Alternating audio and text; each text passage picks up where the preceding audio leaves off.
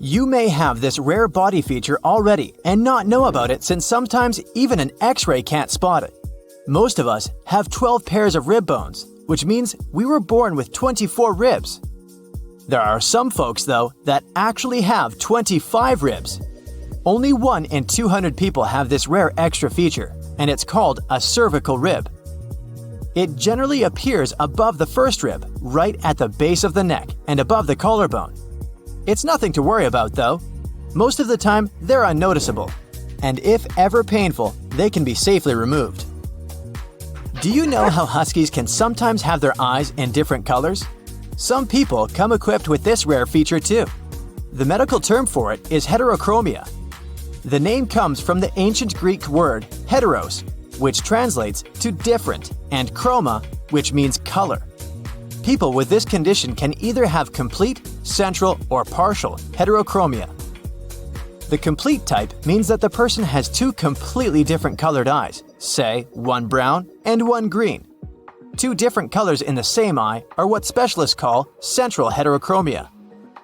A person with a partial heterochromia has just a portion of their eye of a different color.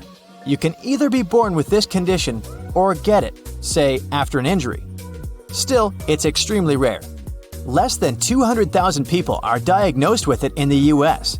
Either way, let's face it, it does look pretty cool. Speaking of eye color, want to try guessing what the rarest one is?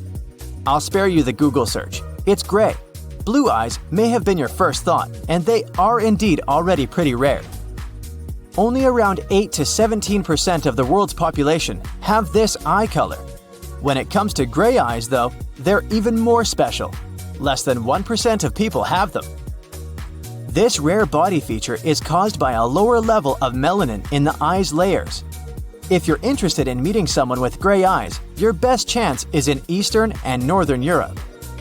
Even rarer eye colors are red or violet, but these can sometimes be the result of different health conditions.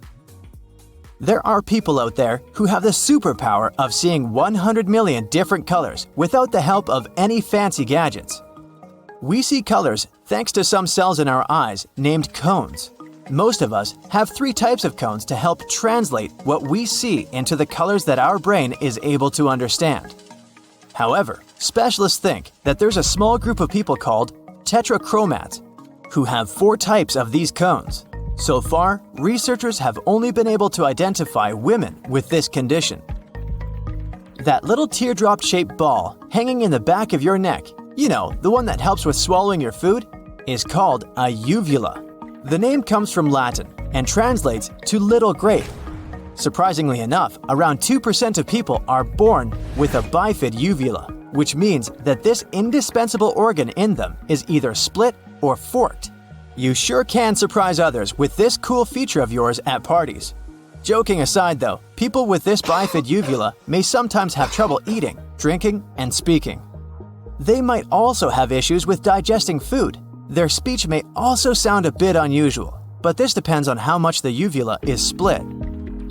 This particular body feature might not be the perfect trait when going on vacation, but it does allow people to do more with less sleep. They say that famous people like Nikola Tesla, Margaret Thatcher, and Winston Churchill had this super rare feature. This gene, called the DEC2 gene, helps with regulating our circadian rhythms. Those are the natural biological clocks that let us know when we should be sleeping or eating by making us sleepy or hungry. A person with this rare mutation can basically go through a normal sleep cycle in less time. They can feel rested even if they slept for only 4 to 5 hours. That's one superpower I definitely want to have. How about a gene mutation that gives you superhero-like bones? They're basically unbreakable. It also makes your skin less prone to aging. Yep, looks like with this feature, you can walk away from accidents unharmed and even withstand the flow of time. Some other people out there come with a very attractive feature, but it can go unnoticed, at least at first glance.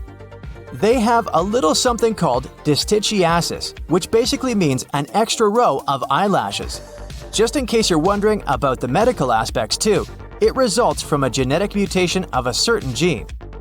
As beautiful as it may sound, people with that extra eyelash layer can experience some pretty unpleasant sensations in their eyes and, in some cases, even have problems with their vision. If spun glass hair doesn't ring a bell, know that it is, in fact, a condition you might have. I know it's pretty self-explanatory, but just FYI, it causes frizzy and dry hair. It's basically so unmanageable that you literally can't comb it. It also tends to grow out from the scalp in all directions. As for coloring, it comes in either bright blonde or silver. Most of us have hair strands that are cylindrical. People with this condition have triangular or heart-shaped strands, or even flat altogether. It's extremely rare, with only 100 confirmed cases, but it does become more manageable with age. Most of us humans have evolved to have some specific traits depending on the area of the globe that we live in. But there is a group of people, specifically those that live in higher altitudes, that developed some pretty cool traits. Let me explain. High-altitude environments come with less oxygen. Not only do these people survive in these locations, but they've adapted to actually thrive out there. For example, those living in the Andes Mountains of South America have red blood cells that can carry much more oxygen. It makes their overall circulatory system a lot more efficient. People living in similar conditions in other parts of the world have also adapted in their own way. They're able to take more breaths so that they can properly supply their bodies with oxygen. This one is very important when it comes to looks, but means little in terms of a person's overall health. I'm talking about pugebaldism. Those who have it lack melanocytes, those cells that produce hair pigment in some parts of their hair. It's most common above the forehead, in front of their hairline, but it can also appear on the eyebrows or eyelashes. Folks who have it are born with this condition and carry it throughout their entire lifetime. If you really want to get rid of it, there's always hair dye available, but I personally think it looks super cool. We all know cilantro really isn't everyone's cup of tea. I don't know about you, but it tastes like soap to me. It turns out it's not actually a preference, but rather a gene that causes the plant to have this vile taste instead. A study performed on a group of about 30,000 people revealed that you can find a particular gene variant in people who say that cilantro tastes soapy. This gene has more to do with the odor of the plant than the taste itself. If you're one of those people but really want to give cilantro a chance, either way, there's a small trick you can try. Or ask the people that cook the meals in your household. You can always crush the herb before using it in dishes. Why does that help? Well, because with crushing, the chemicals that are responsible for the soapy taste are broken down and are less likely to taste unpleasant. Just like fingerprints, your eye color is unique. It can even affect the way you perceive light and make your vision one of a kind. To understand how this is possible, you gotta figure out how the eye color is formed. This is the iris, the colored part of the eyeball. The iris contains pigmentation, and its content determines what eye color you have. Every human has a slightly different amount of pigmentation. That's why you won't find two people with identical eye colors.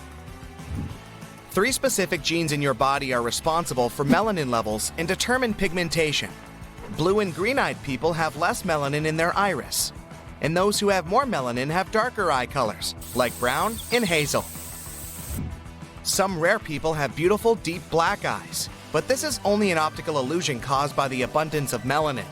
Pure black iris doesn't exist in nature. Although these eyes look very dark, they're actually dark brown. Studies have proved that eye pigmentation impacts your vision, no matter how dark or light your eye color is. People with lighter eye colors are more sensitive to light, which may cause them to feel uncomfortable on sunny days. If you have light eye color and have to squint when you go outside, don't forget to put on sunglasses. Your irises contain less pigment that serves as protection from the sun's rays. But since melanin acts like natural sunglasses, you have better night vision compared to dark-eyed people. On the contrary, if you have darker eye color, your eyes can cope with bright light better during the daytime. Dark-eyed people should feel more confident while driving at night because they don't get blinded by car headlights that much. But that's no reason to throw away sunglasses. You still need them to protect your dark eyes from UV rays. The most unusual and rarest eye color is red. Usually, albinos carry this rare feature because their irises are transparent due to the lack of melanin. Blood vessels give a reddish tint to the eyes, and in some cases, the red mixes with the blue color and creates a beautiful and extremely rare purple color. Of course, such eyes need careful protection from bright light. Your eye color probably also impacts your sports performance. Researchers from the University of Louisville claim that blue and green-eyed students perform better at self-paced tasks in games like golf, bowling, or billiards. Dark-eyed students do better at reactive tasks such as defense or hitting a ball. Estimates suggest that only 8% of people in the world have blue eyes, but this eye color is the most common at birth. Usually, melanin develops over time until it reaches the full adult amount of pigment. That's why your eye color can change over time. But not the size of the iris.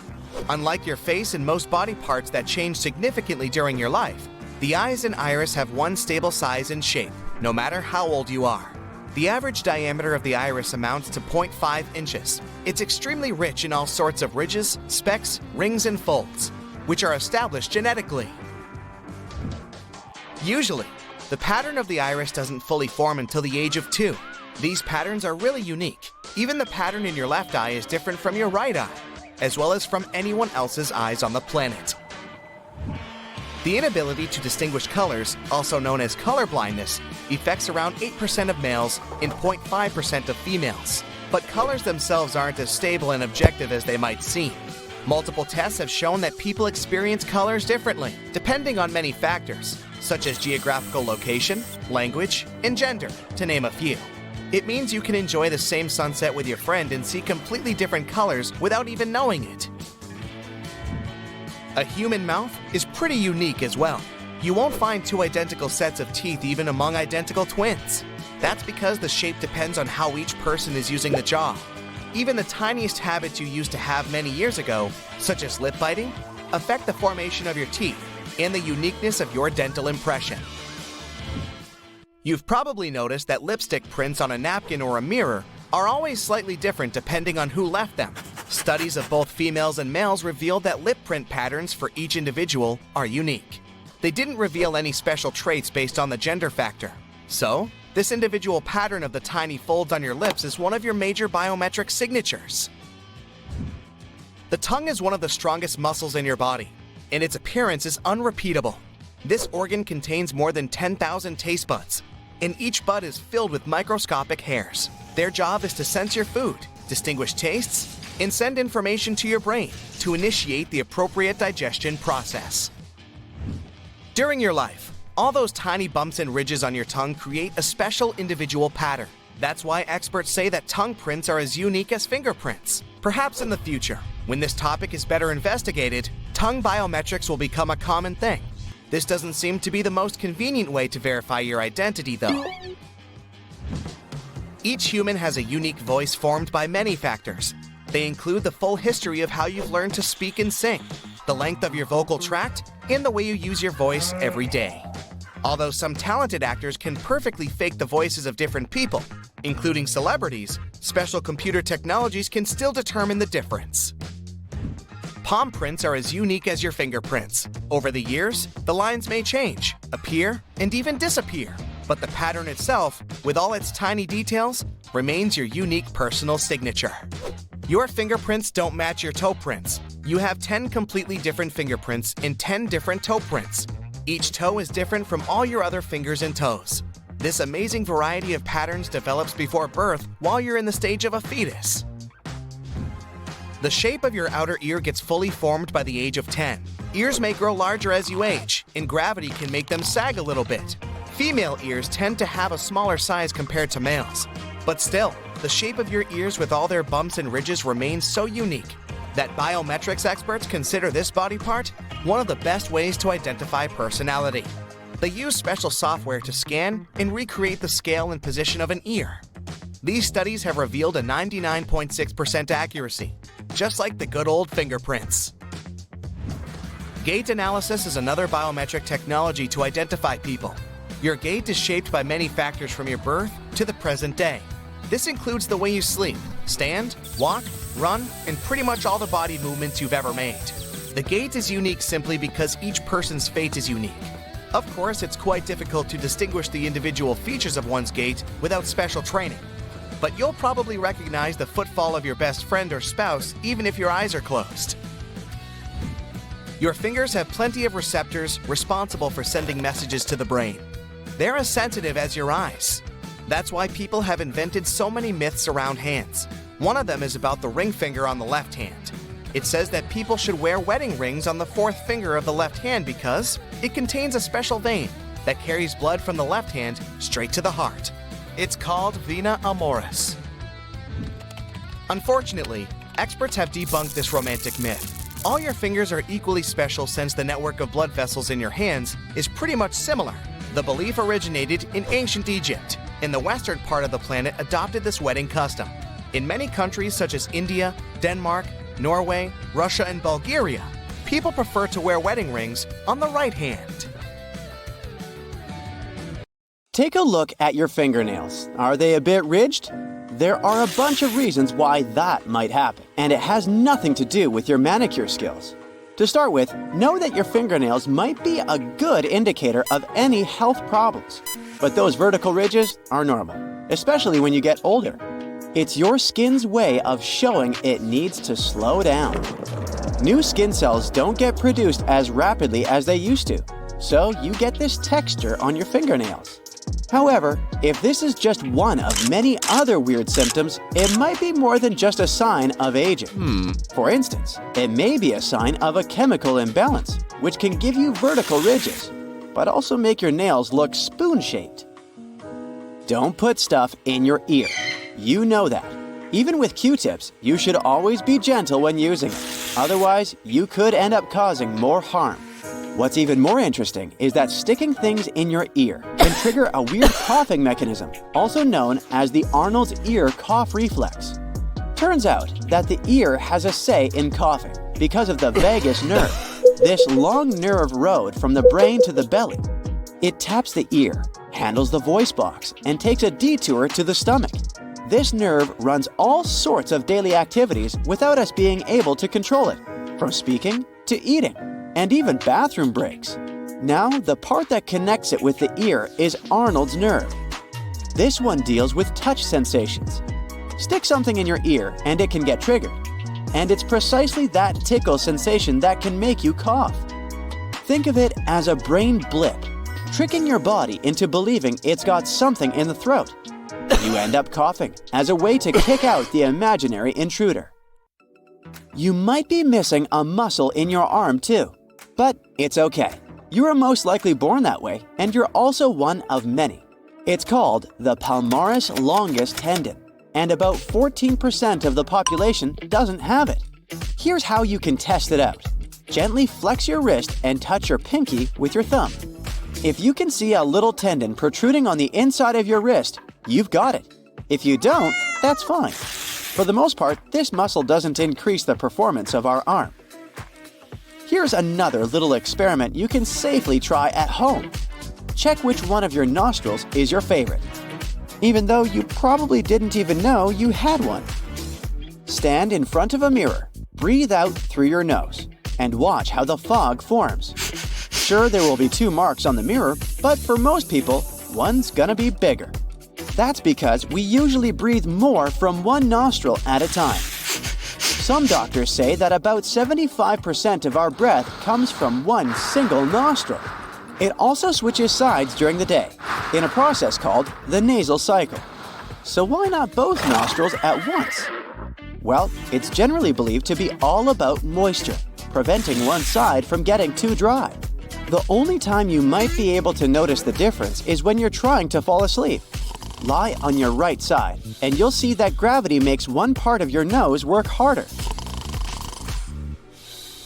Speaking of sleep, whenever you're trying to get some rest at a new place, only a part of your brain will actually get some quality sleep. That's because our brains are wired to remain a bit more alert when we're in an unfamiliar place. This discovery explains why we often wake up feeling groggy after a night in a new apartment.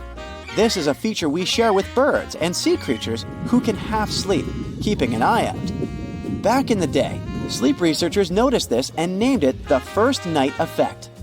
Whenever someone participated in a sleep study, they noticed the quality of their rest was so bad they had to trash the data. But after the first night, it seemed to level up. We do this because back in ancient times, the chances of getting attacked by predators during the night were way higher. So it made sense to keep that part of the brain on guard for any dangers. Unfortunately, there's no switch to flip this off. So after a night in a new place, just know you'll need way more coffee. And maybe hit that subscribe button to stay updated with our newest videos for a nice pick-me-up in those snoozy days. It's possible that each time you're getting ready for a workout, your heart is already acting up, even though you aren't technically moving your muscles yet. That's because of an effect called anticipatory rise. In simple terms, it's like your brain is sending directions to your heart, telling it to get ready. These directions come in the form of chemicals, like noradrenaline and adrenaline. It's helpful because that kick in heart rate means more blood pumping out every minute, which is good for your muscles. The increased blood flow delivers oxygen and prepares your muscles to put in the required effort. The better shape your heart's in, the smoother this whole process goes. All of us have heard stories about regular people being able to lift heavy objects in stressful situations. You know, like a mom being able to lift a car to save her kid. Some are calling it hysterical strength. And it can't really be tested out in a lab because you can't just fake a sense of imminent danger. It's more about real, spontaneous moments that somehow trigger this hidden superpower. Well, even though it sounds like people are lifting a ton of weight, they're not that strong. Take the classic car lift scenario. You'd think they're lifting the whole car, but it's more like lifting a part of it. Most wheels are still on the ground. Plus, cars aren't evenly heavy everywhere. The engine's the densest part, not the area that's often being lifted. As for the hysterical strength, it's more about realizing we're stronger than we think. Our muscles usually use the least effort needed for everyday tasks. But when we need to go all out, we can recruit more muscle power. You see, our bodies are very efficient. Why use all our muscles when lifting a coffee cup? Even when we feel exhausted, chances are we're not. Researchers say we might only use 60 to 80% of our muscle strength, and that's reserved for top athletes. Apart from efficiency, our brains also don't go full power on our muscles because of a built-in safety mechanism. If we used all our strength, we could easily hurt ourselves. The simple game of peekaboo isn't just a fun pastime for babies. They love it so much because it can help with their development. You see, it's not just about covering and uncovering faces. It helps them better master the skill of visual tracking. It's also useful for understanding the concept of object permanence. Just because they can't see something, it doesn't necessarily mean it's gone forever. This knowledge that objects exist even if they're out of sight will increase their problem-solving skills when they get older. Playing peekaboo is also a good way to exercise various positive emotions. They go from surprise to anticipation to excitement and happiness. Some say they can do just fine with just 4 hours of sleep every night. But scientists say most of us adults need a good 6 to 8 hours. And the reality is that anything less than this average can lead to serious sleep deprivation. That is, of course, if you're not one of those super sleepers. These people are magical beings who thrive on less than 6 hours of sleep each night. They function properly on that little, but they also naturally wake up after just 4 or 5 hours. Only 1 to 3% of the population can claim that title. Also, no, it's genetic. You can't train yourself to be one. The cornea is the only part of your body with living cells that doesn't have blood vessels. It gets nutrients and oxygen directly from the tear fluid on the outside, and the thick watery substance you have between the cornea on the inside, and also from the nerve fibers connected to the cornea. That's why contact lenses used to be a potential issue. The older ones were reducing oxygen supply, since the cornea mostly gets oxygen from the outside. This problem was solved, or at least reduced, when silicone hydrogel lenses came to the market. Some other parts of your body with no blood vessels are your nails, hair, outer skin layers, and tooth enamel. Did you notice your sweat sometimes smells of onions after your workout? You have nothing to worry about. There are two types of sweat glands in your skin. The first kind of glands are located on certain areas of your body, like the groin region and the armpits. They produce a specific oily fluid, which is a response to certain emotional experiences. Another type of sweat gland is way more common. They're distributed all over your body and are responsible for the specific sweat you get after the workout. The sweat cools your body down as it evaporates from your skin. It's 99% water, so it's practically odorless. Well, at least when it first leaves the pores and comes to the surface of your skin. But there are many types of bacteria on the human skin, and they feed on the nutrients in that sweat, together with skin flakes. One of the byproducts of this is specific chemicals, and their smell can sometimes strongly remind you of onion. You may have noticed you produce more saliva when you go for a run, especially if it's a short jog in cold weather. But if you're running a marathon and it's a nice warm day outside, you'll produce less saliva. It's your body trying to offset the drying effect, since you breathe through your mouth way more. But your body becomes more dehydrated over longer periods, which is why it's trying to conserve water by reducing saliva production. Every training you do, no matter how intensive it is, also makes you secrete more of a specific type of protein. It makes the saliva more viscous and sticky, which is why you may feel like your mouth is dry way more after your workout. Humans see the world 15 seconds out of date, which means your brain constantly keeps you a little bit in the past. This way, it helps you stabilize your vision of the world around you. Your eyes receive a huge amount of visual information. Yep, literally millions of colors, shapes, and ever-changing motion wherever you turn. It's not an easy task for your brain to process all that. The visual world alters all the time because of changes in viewpoint, light, and the rest of the outer factors. Your visual input changes because you need to blink. Plus, your head, eyes, and your entire body are always in some sort of motion.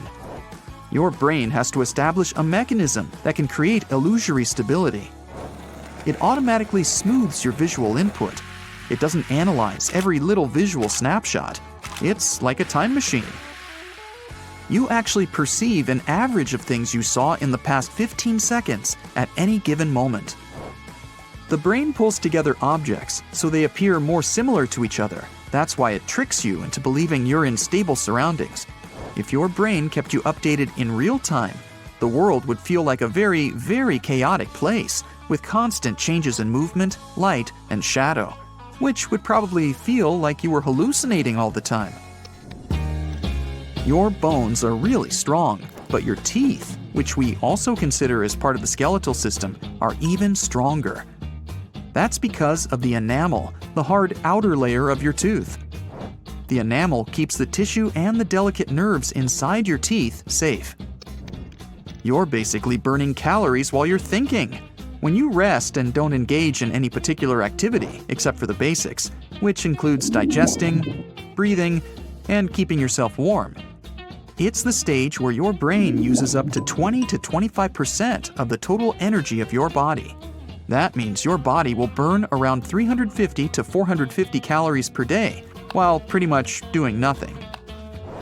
We're not the only ones in the animal kingdom with such a mechanism.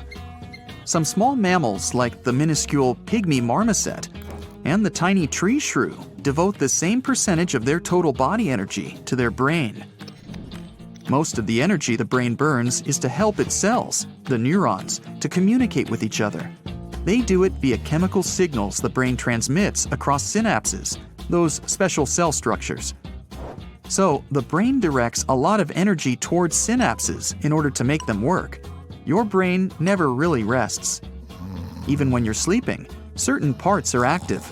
So your brain needs its fuel to work, and you're basically burning calories in your sleep. The more demanding mental tasks you take throughout the day, the more calories you burn. So, if you skip today's workout, solve some Sudoku. Do you like to rush with your ice cream? Sometimes it pays off, but if you do it often, you must know the feeling of brain freeze pretty well.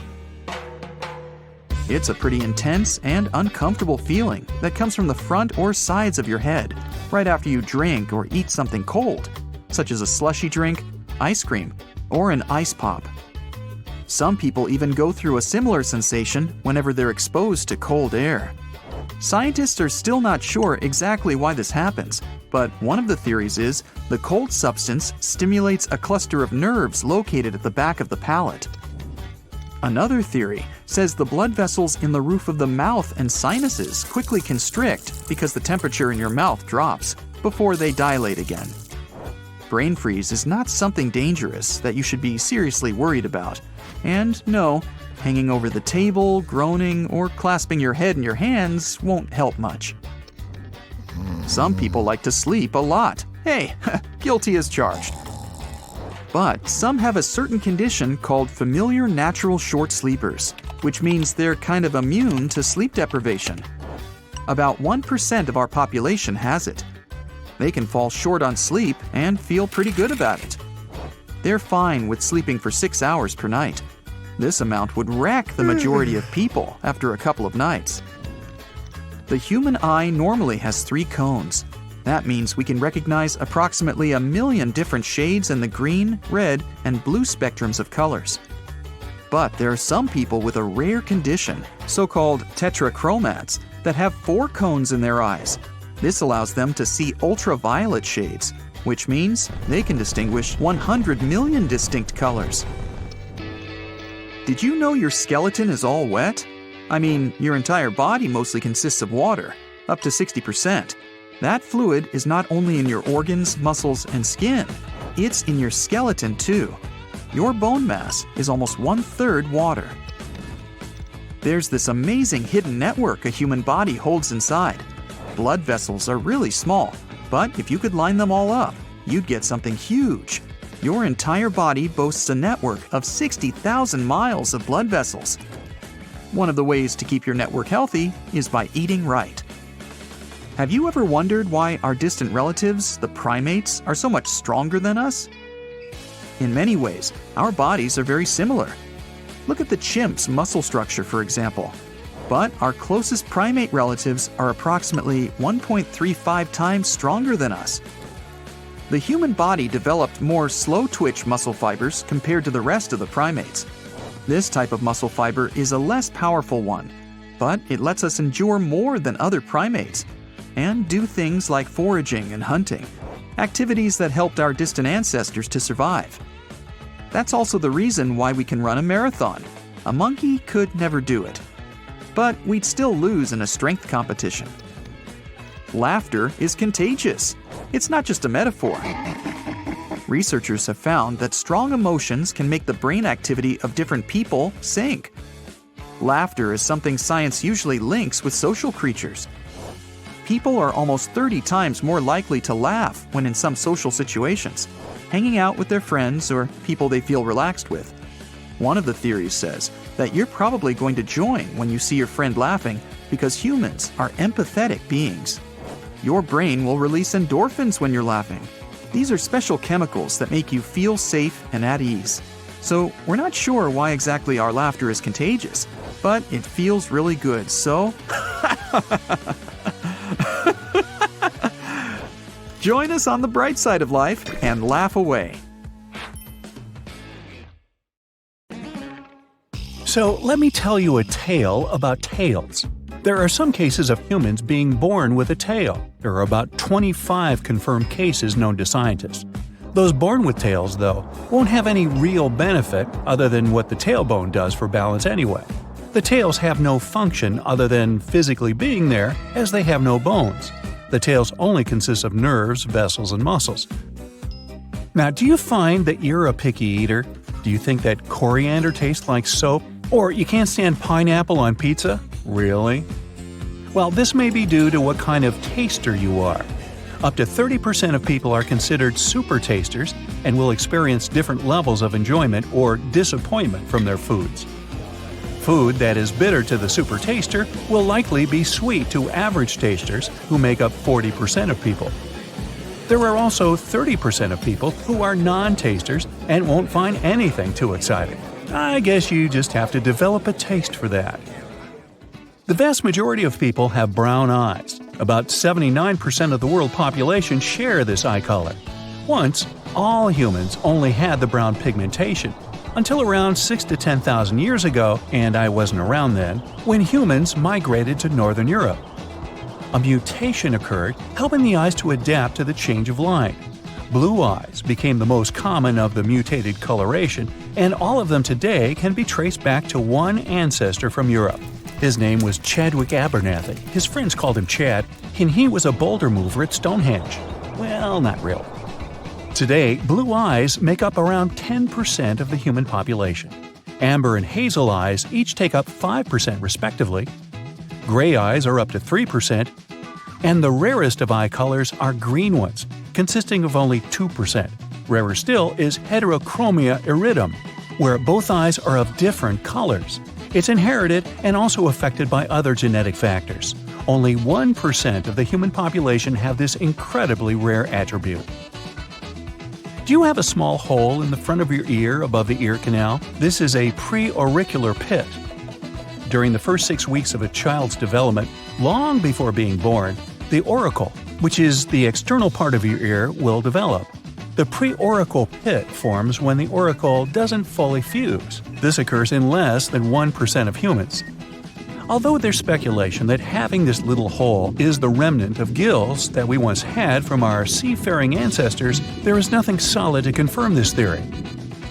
If you can lick your elbow easily or touch your thumb to your forearm, congratulations, you're among the minority of people. But some people bring flexibility to the next level. This condition is called hypermobility. It allows rare individuals to twist their bodies into weird positions, just like a snake, putting their head between their feet, doing a back bridge, and all sorts of splits. But in some cases, hypermobility can increase sensitivity because such people have a larger medulla. This brain area is responsible for processing emotions. 90% of people are right-handed and only 10% are left-handed. Yes, that adds up. But there's also a very small percentage of those who can use both hands equally well, including writing, drawing, and doing any tasks. Naturally, ambidextrous people account for only 1% of the entire population, which is about 70 million people. If you want to check whether you're one of them, try to write the same phrase with both hands, or draw a circle first with your right and then with your left hand. If there's no difference, congrats. By the way, these exercises are very good for balancing the hemispheres of the brain, regardless of which hand is your dominant one. And if you have 3 hands, well, that's a different video. Your fingernails grow faster on your dominant hand. In other words, if you write with your right hand, it's all right. And you'll have to trim those nails more often. Your fingernails also grow faster in the summer and during the day. Your skeleton will renew itself completely within 10 years, and yes, without surgery. An adult uses around 200 muscles just to make one step. So don't tell me I don't work out enough. Every minute, your body sheds more than 3,000 skin cells. It's almost 200,000 skin cells per hour and more than 9 pounds per year. Hey, it's the Shedding Skin Cells Weight Loss Plan. Ooh, sign up. But hey, don't worry, you still have about 300 million skin cells at any given moment. Plus, your skin completely renews itself every 28 to 30 days. The liver is the only human organ that can regenerate completely. As little as 25% of the original liver weight can get back to its full size. Some people can hear their eyeballs moving inside the eye sockets. Wow, that must be no fun. Unlike other parts of your body, your ears and nose never stop growing. Wow, that must be no fun. Your skin wrinkles if you stay in the water for too long, but not because it absorbs water. When your body's wet, wrinkled fingers and toes provide you with a better grip. You know, like when the treads on your car tires grip the road better when they're new. Your eyes are an amazing instrument. They can distinguish between 10 million different colors. Your brain uses more than 20% of your body's energy even when you're resting. When you're asleep, it still consumes almost as much power as when you're awake. It also burns around 330 calories per day at that. An adult person has about 25% of all their bones in the feet. Most of them are tiny but crucial. If these bones are out of alignment, so is the rest of the body. You breathe around 20,000 times a day, I've counted. Try not to stop. I actually set a personal best record today for consecutive days breathing, and I plan to top that tomorrow. Human bones are a real paradox. They're almost 5 times stronger than a steel bar with the same width, but can fracture on impact and are rather brittle. If a person has anosmia, also called smell blindness, they can't distinguish and detect smells. But they can still be smelly. Sorry. You start feeling thirsty when water loss is 1% of your body weight. More than 5% and you may faint. Water loss that's bigger than 10% of the body weight and dehydration can end a person, if you know what I mean. The strongest muscle in your body, based on its weight, is your jaw muscle. Yes, mine is way overdeveloped. At any moment, 50,000 cells in your body are getting replaced by new ones. Boy, that sounds like a company I used to work for. By the end of their life, the average person can recall up to 150 trillion pieces of information, except for where they left their car keys. Even if fingerprints are badly damaged, they still go back with their original pattern. Don't believe me? Hey, give it a whirl. Your brain's memory capacity is equivalent to about 4 terabytes on a hard drive, which is more than 8 million photos. People are the only living creatures that can naturally sleep on their backs. Even apes usually sleep in a sitting position, leaning on something. Don't wake them up. Your longest bone is your thigh bone, not your funny bone. And the tiniest one is in the ear. It's shorter than a grain of rice. Do you feel ticklish when you tickle yourself? Normally you wouldn't, unless someone else tickles you. It happens because the cerebellum area of the brain, which monitors movements, predicts the sensations caused by your own movements. Then it sends a signal to other parts of the nervous system to cancel these sensations. But some rare individuals can actually feel ticklish on their own. If you're not among them, touching a new texture that the brain doesn't yet recognize or using a scalp massager can help to excite your nerves and bring relaxation. Hey, you can give it a tickle test. If you want to check out the work of your vestibular system, try this simple trick. Stand on one foot and close your eyes. Most people lose balance at least during the first attempt. Your vestibular system includes many organs and systems throughout the body. Together, they allow your body to stay in balance in different positions. This system includes the inner ear and vision, which is why keeping balance is much easier in silence while your eyes are open. Can you wiggle your ears intentionally? Are you popular at parties for doing that? Congratulations! Around 22% of people on the earth are capable of wiggling one ear. As for moving both ears at once, only 18% can do that. Ear wiggling used to be a common thing for our distant ancestors. Scientists believe they could perform a variety of movements with their ears. The group of muscles responsible for wiggling are called the auriculars. Mostly don't need it today. But some people claim that everyone can learn to move their ears. It only takes time and practice. Unfortunately, we still cannot acquire this classy habit of twitching an ear toward a sound source, as dogs and cats do. Nor can we actually lend an ear to someone. They're challenging to remove and reattach. It may seem there's nothing exciting about human bones, unless you find them in your closet. But normally, they're hidden under multiple layers of cells and tissues. They're dense, hard, and unassuming. But are they? Your bones not only protect your internal organs and help you move, but also store fat and minerals. Your blood cells are produced there. Most of the bone tissue isn't even solid. How about going on a journey through your bones to see it with your own eyes? But you'll need to get through several layers of other tissues first. To start with, you'll have to squeeze through the skin, your largest organ. Be careful, it's a labyrinth of hair follicles, sweat glands, nerve endings, and blood vessels where you can easily get lost. Right under the skin, there's a layer of fat. Its main purpose is to keep your body warm. This layer consists of tiny plastic bags, each with a drop of fat, and you may have a tough time navigating around these bubbles. After passing this obstacle course, you're inside your muscles.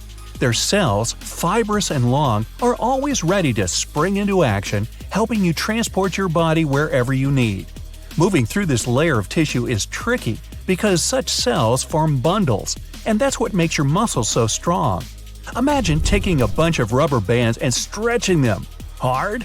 Your muscle tissue's tough like that. Finally, you reach your destination and see a thin, dense membrane. It's the outer surface of a bone. This layer consists mostly of connective tissue made up of proteins. You also spot numerous blood vessels. Their tiny perpendicular branches sneak deeper into the bone to feed bone cells. You notice that these branches lie in minuscule channels. The inside of the surface layer is filled with stem cells. They're the busiest in childhood and become less active when a person grows up. But if a bone is damaged, they jump back into action and get down to repairing it. Luckily, all your bones are intact. But if there was a fracture, you'd see nearby vessels bleeding and forming a thick lump around the injury. In about 2 days, the area would be surrounded by countless bone-producing cells. They would begin to change, turning into different kinds of cells and forming new bone between the ends of the fractured one. Anyway, it's time to move further toward your bone's hardest part, the outer layer, which is smooth and solid. Because of its density, it's also called compact bone. This kind of bone is the reason why X-rays, which can normally pass through nearly anything, including your body's soft tissues, can hardly get through your bones. This part makes up 80% of your total bone mass. It's incredibly hard to squeeze through the compact bone because it consists of numerous microscopic columns. Inside these cylinders, there are even more bone-producing cells. And in the middle, there's a central canal that connects the bone's nerve fibers and blood vessels. The cylinders go along the bone and help to prevent it from bending or fracturing. Once you get through this super hard layer, the picture around changes dramatically. You're in spongy bone. Boing boing. True to its name, it looks like a sponge or a honeycomb that consists of tiny needles. This bone tissue is way less dense than the compact bone, more flexible, and also much lighter. You notice that the spongy tissue is only near the ends of the bone you're exploring. It means you're inside one of the long bones, whose structure is a bit different from others. In the middle, it has what looks like a tunnel to you. It's made of compact bone that surrounds a cavity filled with a special substance. It's called yellow bone marrow, and it's rich in fat. But it's time to return to the spongy bone. It's mostly found at the ends of long bones, inside vertebrae, and near joints. This sponge-like tissue has open spaces in it. They're filled with red bone marrow, which produces blood cells. While traveling further through the human skeleton, you discover that it consists of 5 types of bones. Long. They're much longer than they are wide. For example, your thigh or upper arm bones and your toes and fingers. Flat. They're thin and slightly curved. These bones are like a layered cake. Spongy bone sandwiched between 2 parallel layers of compact bone. Your ribs and most of the bones in your skull are flat bones. Short bones. Shaped like cubes, they consist of a thin layer of compact bone around spongy insides. Short bones can be found in your wrists and ankles. Sesamoid. These are bones surrounded by tendons, and their main purpose is to hold tendons away from joints. There are numerous bones in your feet, hands, and knees, including the kneecap. These bones got such a name because they look like grains of wheat. Irregular bones. These don't fit into any category because their shape is too complicated. Those are most of the bones of your face and some of your skull. An adult skeleton's made up of 206 bones, and each of them has its own function. Interestingly, people are born with nearly twice as many bones, but as you grow up, these small bones fuse together and form larger ones as a person matures. If one bone's broken, those around it can't work properly either. It usually takes about 12 weeks for a bone to heal. The smallest bone in your body is dozens of times smaller than a penny. This bone's called the stapes and is located in your middle ear. The tiny thing weighs as much as 2 sesame seeds. You get a new skeleton every 10 years, because every year, 10% of your bone's mineral content gets renewed. The average person walks 1 to 3 million steps per year. That's why bones have to be so resilient, otherwise they wouldn't cope with the pressure. Your longest and strongest bone is in your leg. The femur, that's how it's called, runs from your hip to your knee. Even though your teeth are part of the skeletal system, they don't count as bones. More than half of all the bones in your body are in your hands and feet. The only bone in your body that's not connected to another is the tongue bone. It's a V-shaped bone at the base of your tongue that holds it in place. 1% of people are born with a 13th rib. Your bones aren't white. Their color is rather yellow or pinkish from the outside and deep red inside. That's because of the blood vessels in and around them. If you fracture a bone, ow! It'll heal on its own by producing new bone cells. A cast will only help it heal straight. People have known how to deal with broken bones for ages. In ancient Egypt, around 1600 years BCE, they realigned fractured bones and bandaged them with linen. Now, you can't control your bones. You can only tell your muscles attached to your bones where to move.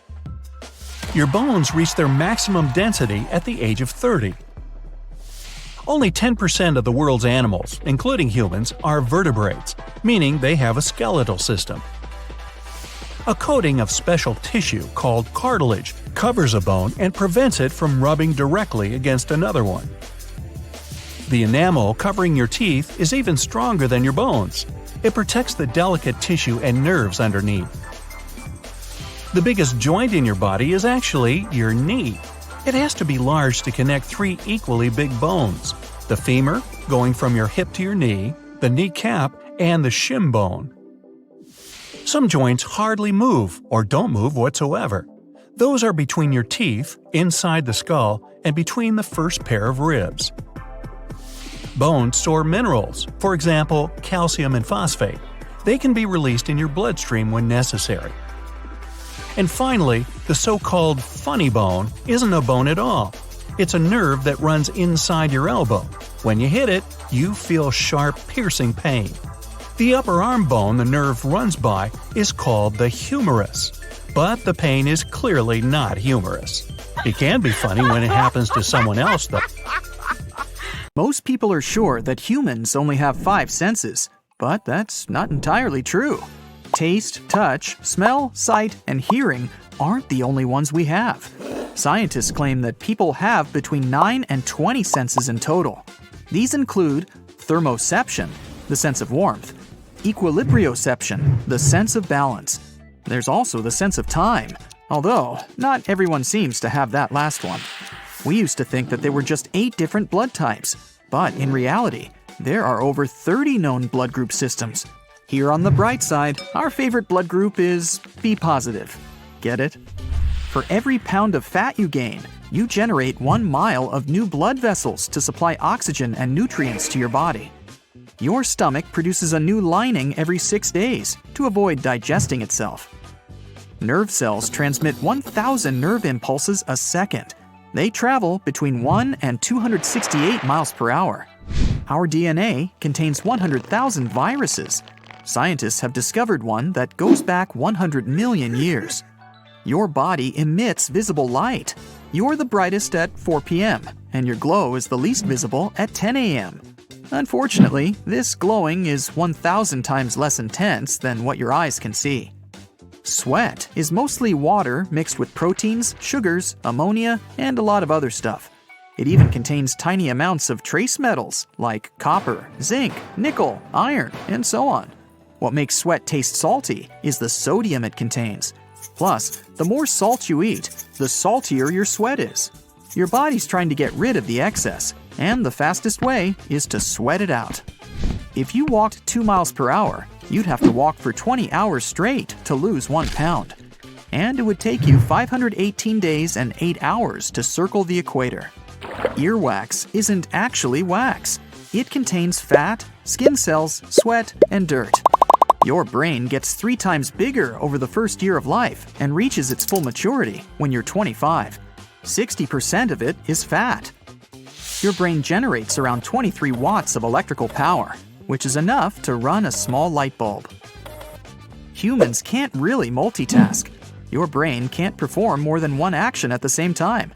It switches between them, which doesn't save time as you might think, but increases the possibility you'll do something wrong and makes the process longer.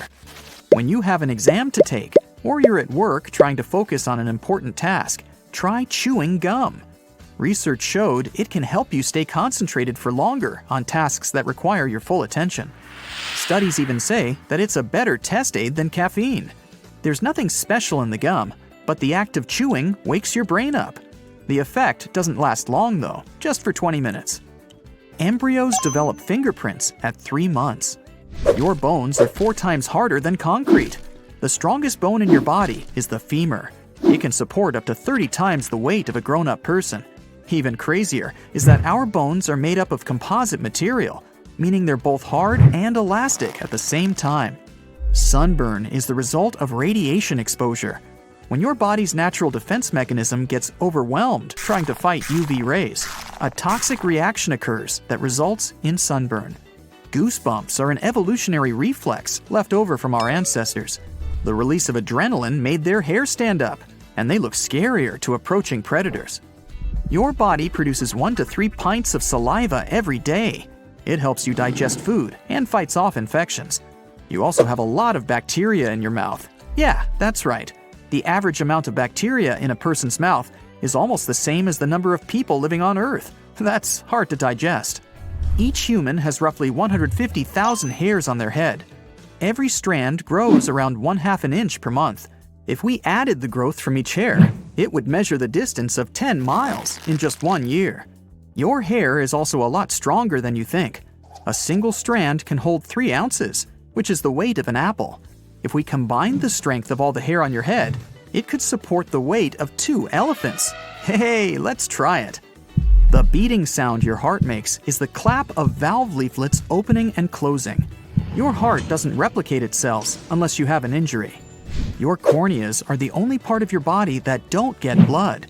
They get oxygen directly through the air. When you're sitting or standing upright, it's easier for you to recall some positive memories that make you feel good. Some believe it's because sitting up with your back flat boosts blood flow, and your brain gets more oxygen, which helps it function better. The man who has the deepest voice in the world, and that's definitely not me, can produce sounds that humans, including him, can't hear at all. But elephants can hear those sounds. Veins look blue because light has to go through layers of skin and fat to reach them. Your skin scatters a lot of the red portion of white light before it reflects the blood. This leaves only the blue light to bounce back to your eyes. A person who has anosmia is unable to detect smells. Phantosmia is the opposite condition, when someone smells an odor that isn't actually there. The human brain has 100 billion neurons. It's 73% water, and the same is true about the heart. That's why if your brain loses even 2% of its liquid, you start to feel tired. It also makes your memory worse, shortens your attention span, and puts a dampener on your mood. The earliest known person to have had blue eyes lived in the Stone Age, 7,000 years ago. Your right kidney is probably smaller and sits lower down than your left kidney to make room for your liver. By the way, your brain makes sure you don't drink too little or too much water. After you swallow some liquid, your mouth and throat start to fire signals to your brain, telling it to stop drinking. Otherwise, you'd keep gulping down water for the entire 10 to 60 minutes it takes the liquid to get to your cells. Your eyes can see something for a mere 13 milliseconds, and your brain will already process this image. The average blink lasts from 100 to 400 milliseconds. Even though the tongue isn't the strongest muscle in your body, it never gets tired. That's because of the way it's built. It's made up of 8 interwoven muscles. The tongue is the only muscle with ends not connected to bone. Other muscles join 2 bones at both ends because that's how we pull and make a motion. There are around 700 different species of bacteria in your mouth. Over 6 billion of them live there. Your skin is your largest organ. It can cover the surface area of 2 bath towels. It accounts for around 16% of body weight and is around 22 square feet. If you typed 60 words per minute for 8 hours a day, it would take you 50 years to type the human genome. You get tired pretty quickly when you're out in the heat. This happens because your body is trying really hard to keep itself cool, which puts a lot of extra work on it. So you get exhausted and tired, even if you don't do anything physically demanding. Your body has 78 organs, but only 5 of them are essential for survival: the brain, liver, kidney, lungs, and heart. Oh, the phone's ringing. Must be something urgent. At 11 p.m. Only all the gadgets in the house are silent. It's your ears that are ringing. You can also hear some hissing, whistling, buzzing, and even roaring. But all this noise doesn't have an external source. That's why it's known as phantom sounds. They can occur in one or both ears, constantly or from time to time. They're usually most noticeable at night, when nothing distracts you. Women have more taste buds on the surface of their tongues than men do. That's one of the reasons why 35% of ladies and only 15% of guys are super tasters. Those are people who feel flavors more strongly than others. Left-handed people usually prefer to chew on the left side, and right-handed people, well, you guessed it, chew on the right.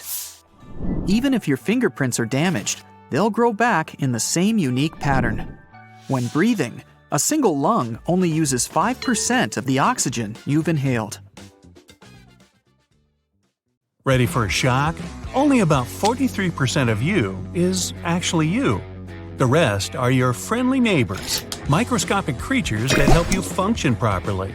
They mainly live in your gut, but also spread to other parts of your body and never leave it.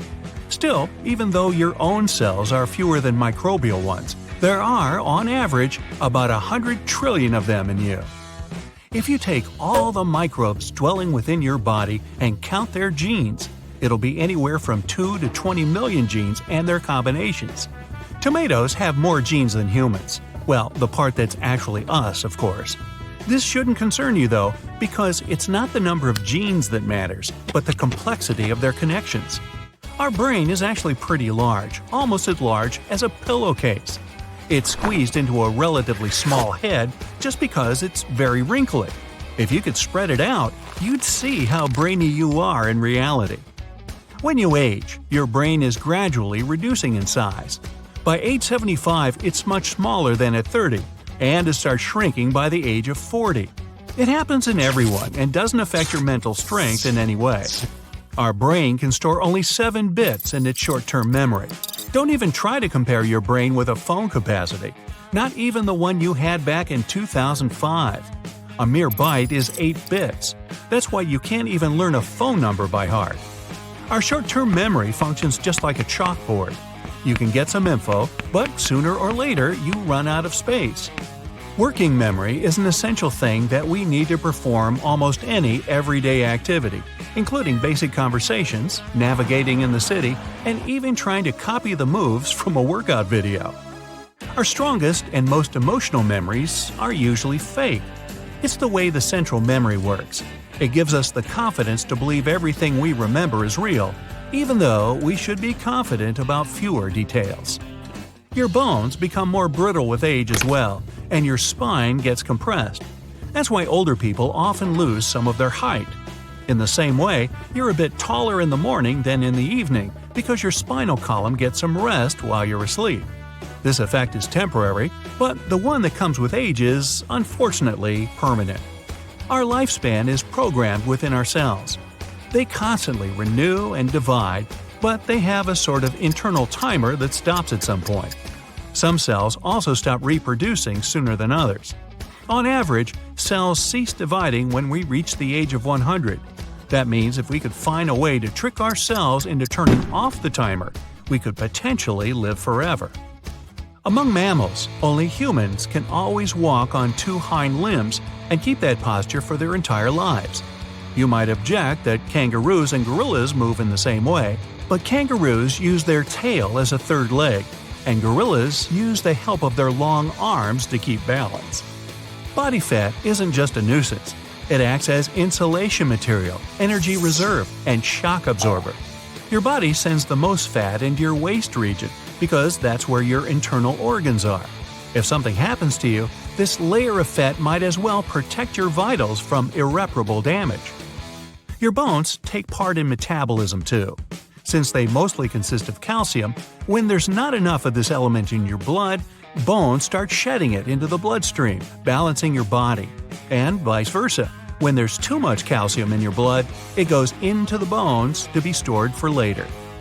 Your skull consists of 28 different bones, many of which are fused together to protect your brain. The mandible, or lower jaw, is the only skull bone that's only kept attached to your head with connective tissues and muscles. And the smallest bone in your whole body is inside your ear. It's called stapes, and it's no larger than a grain of rice. The only bone to have a sense of humor in your body is inside your upper arm. That's why it's called humerus. Okay, I made that one up. Move along. Some of the strongest muscles in your body aren't in your arms or legs. They're in your head. Masseter is the main muscle responsible for chewing, and it needs to be the strongest for you to eat normally. And you know those muscles that allow you to move your ears? Those are temporalis, located above your temples. They also help you to chew your food.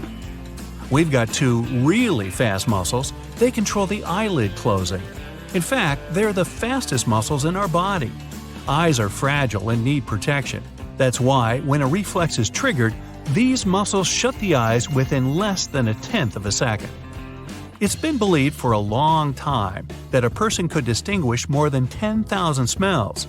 A recent research showed that people were able to distinguish more than 1 trillion smells. We also remember them better than anything else, and smells can even evoke some distant memories. We recognize only purple-blue, green-yellow, and yellow-red colors. Everything else is a combination of these three. It's impossible to calculate how many of these combinations the human eye sees because every single person has slight vision differences, but it's about 1 million combinations on average. We feel about 80% of the taste of any food thanks to the nose and its ability to recognize odors. If you hold your nose while eating, you will taste almost nothing. You might have a chocolate bar or smoked fish in your mouth. There will be no difference for you. Your sense of smell turns completely off while you're asleep. Your brain just doesn't register any smells. So if you've fallen asleep and then something starts stinking in your house, you won't be bothered in the least. Rover, you bad boy! Your nose doesn't just help you breathe and catch odors, it filters the air for sensitive throats and lungs.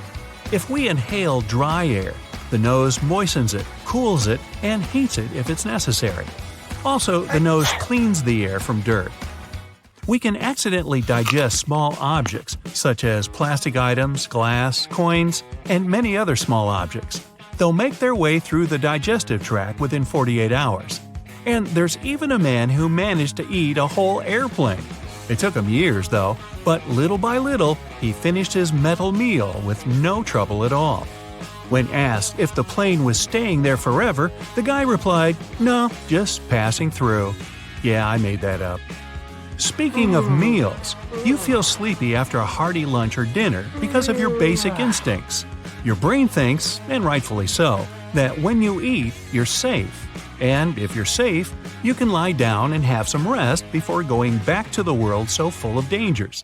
Every person has their unique smell that can't be confused with anyone else's.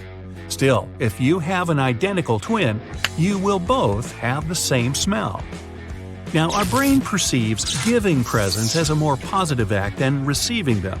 Humans are social creatures. That's why, when we do something good for others, we feel good ourselves. The brain gives us a reward for acting this way in the form of oxytocin, the happiness hormone. Our eyes are powerful tools, much more so than any camera invented to this day. But still, unfortunately, they can't see the glow coming from our bodies. Yep, we're bioluminescent, just like some deep-sea creatures. The only difference is that our glow is so weak that only very sensitive capturing equipment can actually see it. Oops, time's up, gotta glow. So get this, if someone managed to uncoil all the DNA in the human body, it would stretch out to around 10 billion miles. Hey, do the math. That's twice the distance from Earth to Pluto. And that's not the only awesome thing our body is capable of. Trillions of nerve connections are powering your memory nonstop.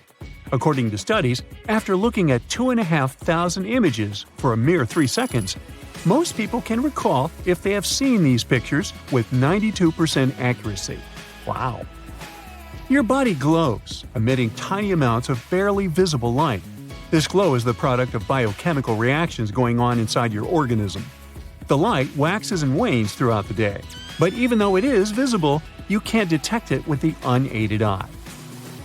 From 1 to 6 pounds of your body weight is made up of bacteria, and from 100 million to 1 billion bacteria can live on just one tooth in your mouth.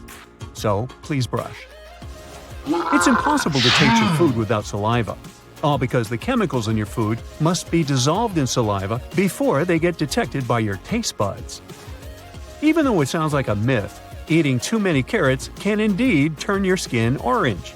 Carrots have high amounts of beta-carotene. That's a compound that can cause carotenemia. If you have too much of this compound in your bloodstream, it'll hold on to parts of your body with thicker skin. I'm talking about the soles of your feet, your knees, elbows, palms, and even certain areas around your nose. But worry not, this condition is not dangerous. You can easily reverse it by decreasing the amount of beta-carotene-filled foods you consume. The chin muscles, scientifically known as the mentalis muscles, look pretty quirky, giving us mixed feelings. Just look at these creepy tiny tentacles. And still, they make it possible for us to create all kinds of facial expressions that involve the lips, chin, and cheeks. And yes, they are the culprits behind those weird wrinkles and crevices on the skin of your chinny chin chin. All because these muscles don't pull on themselves, but yank on the skin. Now, people can live without some organs, leading a normal life. The human body consists of singular organs and those that come in pairs. And speaking of the latter, you only need one of those to survive. Your small intestine is actually not so small. It's taller than you, measuring around 23 feet. Now, the cornea, that transparent front cover on your eyes, doesn't have any blood supply. Instead, it receives oxygen directly from the air. Human beings develop their unique fingerprints very early in life, while they're still embryos, just 3 months after being conceived. By the way, even if fingerprints get badly damaged, they tend to grow back to their original pattern. All people are born with a diving reflex. They can get activated and shut bodily functions if one is drowning or is submerged in the water. The human brain is by no means smooth, but if you decided to flatten all those wrinkles covering it, the brain would be the size of a pillowcase, but not as useful. Newborn babies only blink once or twice in a minute. For comparison, a grown-up person blinks at least 10 times within the same time. Our lungs are the only organs that can float on the water, all because they're made up of around 300 million balloon-like structures called alveoli. Also, even if we're perfectly healthy, our lungs are never completely germ-free or sterile. Your nose is a superhero. It's your very own heater, filter, and humidifier. This organ is lined with tiny bone-like shells called turbinates. They contain blood vessels capable of heating the air and goblet cells that can help humidify the air. Also, the air you breathe gets filtered in your nose before going further to your lungs. Now, every time you eat something, your esophagus, the organ your food travels through to reach the stomach, moves in a series of wave-like contractions, pushing the food forward. This is known as peristalsis. There's a bond between your digestive system and your brain, the gut-brain axis. This is why stress or brain issues can affect the way your body digests food. Now, even though hiccups are typically harmless and resolve by themselves after a couple of minutes, they aren't exactly pleasant. So you should probably know that they might occur because of changes in temperature. The density of your brain increases throughout your whole life, all because new neural connections pop up. They appear because the structure of the brain keeps changing too. If you don't want to sneeze, press the skin on the bridge of your nose with your fingers. When you do it, your brain receives an alarm signal. Very quickly, it puts the brake on all those other processes, including the sneezing reflex. By the way, studies have found that sneezing is your nose's way to reset. A sneeze reboots the cells that line the inside of your nose. They're called cilia. The part of your brain that's responsible for vision is in the back of your head. Interestingly, the right side of your brain controls the vision on the left side, and vice versa. If you're in some loud place, for example in a club or at a concert, close your ears to better hear your friends. Push the tragus, which is that pointy skin-covered cartilage in front of the ear canal, into your ear. Then turn this ear toward your friend. On average, when a person snores, the sound doesn't get louder than 60 decibels. That's as loud as a regular conversation. But sometimes, the noise level can reach 80 decibels. That's as loud as a working food blender. Just like salamanders regrow their tails, humans might be able to regenerate cartilage. That's the rubber-like stuff surrounding your joints. Scientists have recently discovered that cartilage could repair itself. This process is likely to be the most effective at the ankle, not that effective in the knee, and the least effective in the hip. Now, if a person has anosmia, which is also called smell blindness, they don't distinguish and detect smells. Your eyes never stop moving while taking in visual information. Otherwise, you wouldn't be able to see the whole picture. These movements go unnoticed because your brain is a great video editor. It stabilizes the images and connects tons of fragments into one smooth video. The liver is the only human organ that can regenerate completely. Even if it's a mere 25% of the original liver weight, the organ can get back to its full size. Your mouth burns when you're snacking on pineapple because while you're eating this fruit, it's eating you back. Well, kind of. Pineapple is the only known food that contains bromelain. That's an enzyme that breaks down proteins. Luckily, your stomach acid knows how to deal with the offending enzyme. Now, we also have bacteria that can produce electricity living in our intestines. These bacteria give off electrons, which creates tiny electrical currents. This might be the bacteria's way to generate energy. Déjà vu Might actually be something like a brain processing lag. There's a theory claiming that it might happen when your brain is moving information from one part to another. If there's even the tiniest delay in that process, your brain will get the same information twice. In this case, it'll process it as an event that happened before. The DEC2 gene mutation allows people to have just a few hours of sleep a night and still feel great. They don't get tired and never sleep in. On average, such people wake up at 4 or 5 a.m. No more than 5% of the world's population has this feature.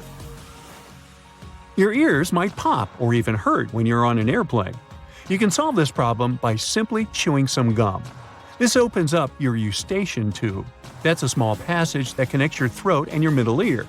Opening this passage helps equalize the pressure in your ears and puts an end to the popping. You can also yawn to open up the eustachian tubes. Your feet are likely to become bigger with time, just like your nose and your ears. You see, when people grow older, ligaments and tendons in their feet weaken. This makes the arches flatter, and the feet become wider and longer. You're out for a couple of miles with an ingrown toenail. Ouch! Now, think about those folks who tackle extreme races and marathons. To run their best, they need top-notch training and solid shoes. But there's one more thing. Perfectly trimmed toenails. And trust me, keeping those nails in check is an art in itself, because there are many rules on how to do that right. To get ahead of nagging toenail issues, some athletes choose to have their toenails removed altogether, which helps them dodge problems like bruising and ingrown nails. Take Charlotte Vassarelli, an ultra-runner who had to say goodbye to both of her big toenails after relentless pain had been affecting her stride. The procedure takes about 45 minutes. A podiatrist will numb the toe, apply a tourniquet, and carefully remove the nail right down to the root. They then use carbolic acid to stop it from growing back. Recovery is pretty swift, but sometimes it can take a few tries to ensure the nail is completely gone. Now, let's say you've accidentally lost your toenail. And since you aren't a professional athlete, you decide to help it grow back. It will take you up to 1.5 years to fully recover. They grow 3 times more slowly than fingernails, only pushing around 1.6 millimeters a month. Plus, the older we get, the slower the process gets. With age, our toenails thicken and round out, so the growth rate slows down. It's not that everybody's feet smell bad, but if you ever notice someone's tootsies stink, here's an explanation for you. Our feet have around 250,000 sweat glands. For comparison, our armpits have 10 times fewer, only around 25,000. However, it's not the sweat that makes the feet smell. Bacteria are in charge of the stench. The primary reason is oftentimes lack of ventilation and fungus that thrive in wet environments, such as sweaty feet. Farts and burps are just a normal part of being human. When we chow down, our small intestines don't get around to digesting all foods perfectly, and gas is a byproduct of a digestive process, when bacteria break down leftovers in your gut. All that gas eventually has to escape, which means, on average, we let out about 12 to 25 farts a day.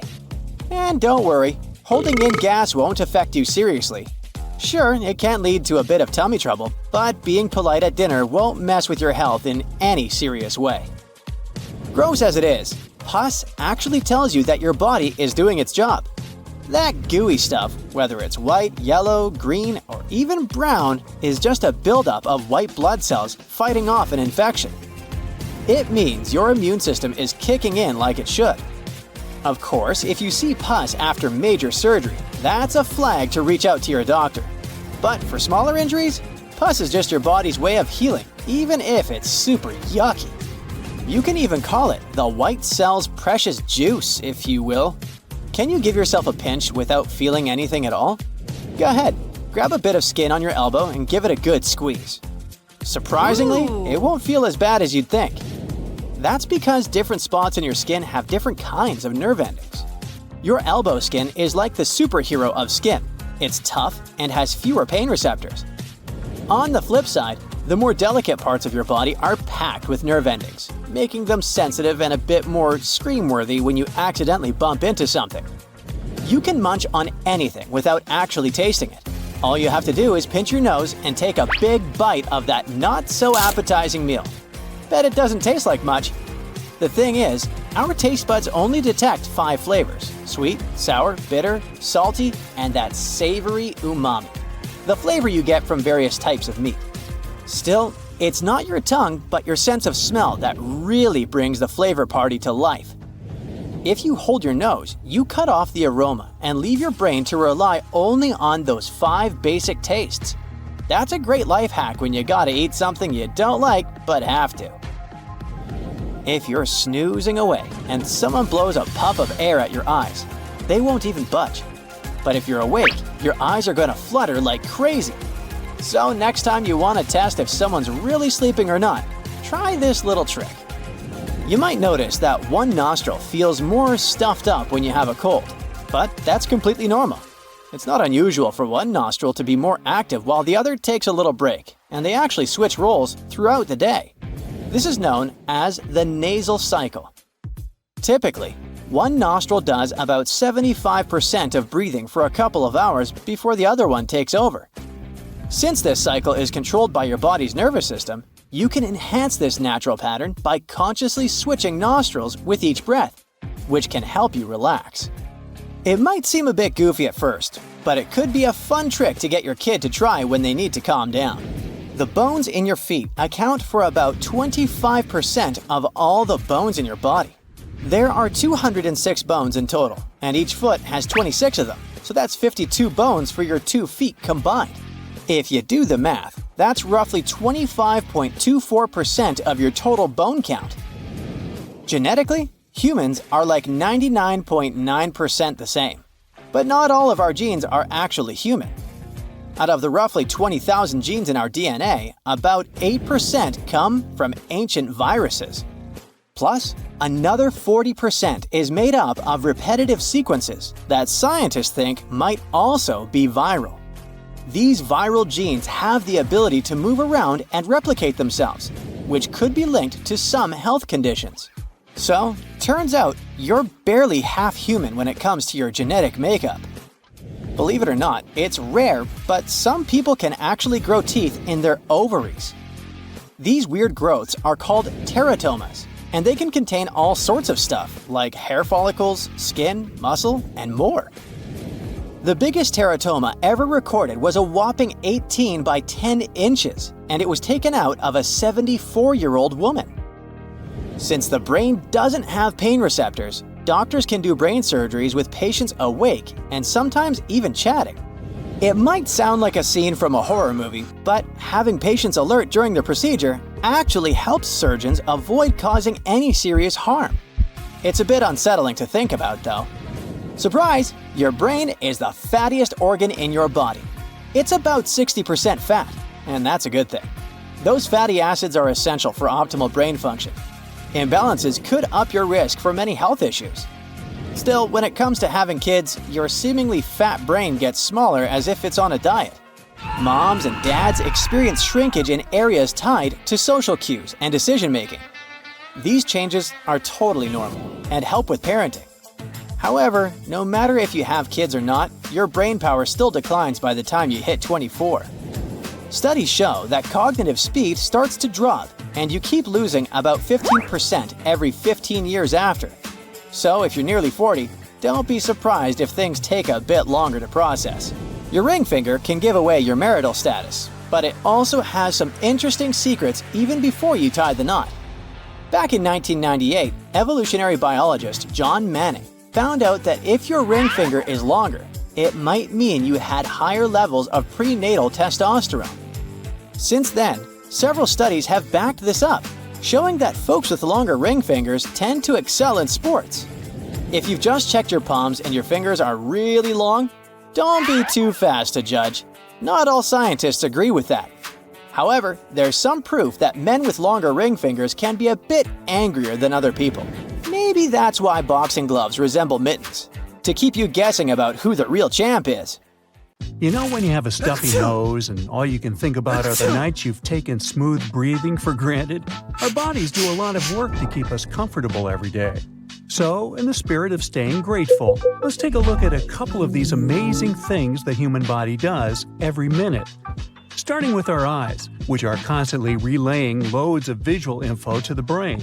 The cornea acts like an entrance gate, skillfully bending light. The iris, or the colorful part, adjusts the light dose, and the lens focuses the rest onto the retina. This last one then transforms all that light into electrical signals that are sent to the brain for interpretation. Sounds like a lot of work, but it all gets done in milliseconds. This means that in just a single minute, our brain handles somewhere around 600 million bits of visual data. More than half our bodies are made of water. 55% if you're a lady and 65% if you're a gentleman, to be precise. To make sure this water balance is always in check, our bodies come equipped with a hydration monitor. It's always looking into how much water we're losing through things like sweating or even breathing. If as little as 1% of the water quantity goes missing, we'll start to feel thirsty. We also wouldn't be here if it weren't for those hearts pumping in our chests. Well, actually, just one heart per person.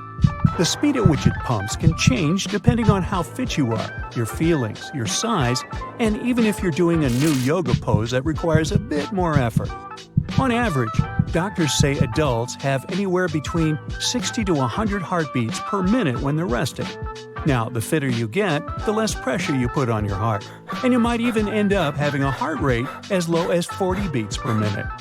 Each time this organ gets a little thump, it's pushing about 2.4 ounces of blood around your body. If your resting heart rate is 80 beats per minute, your heart's pushing 1.5 gallons of blood every 60 seconds. Ever wonder how fast your body bounces back after losing blood?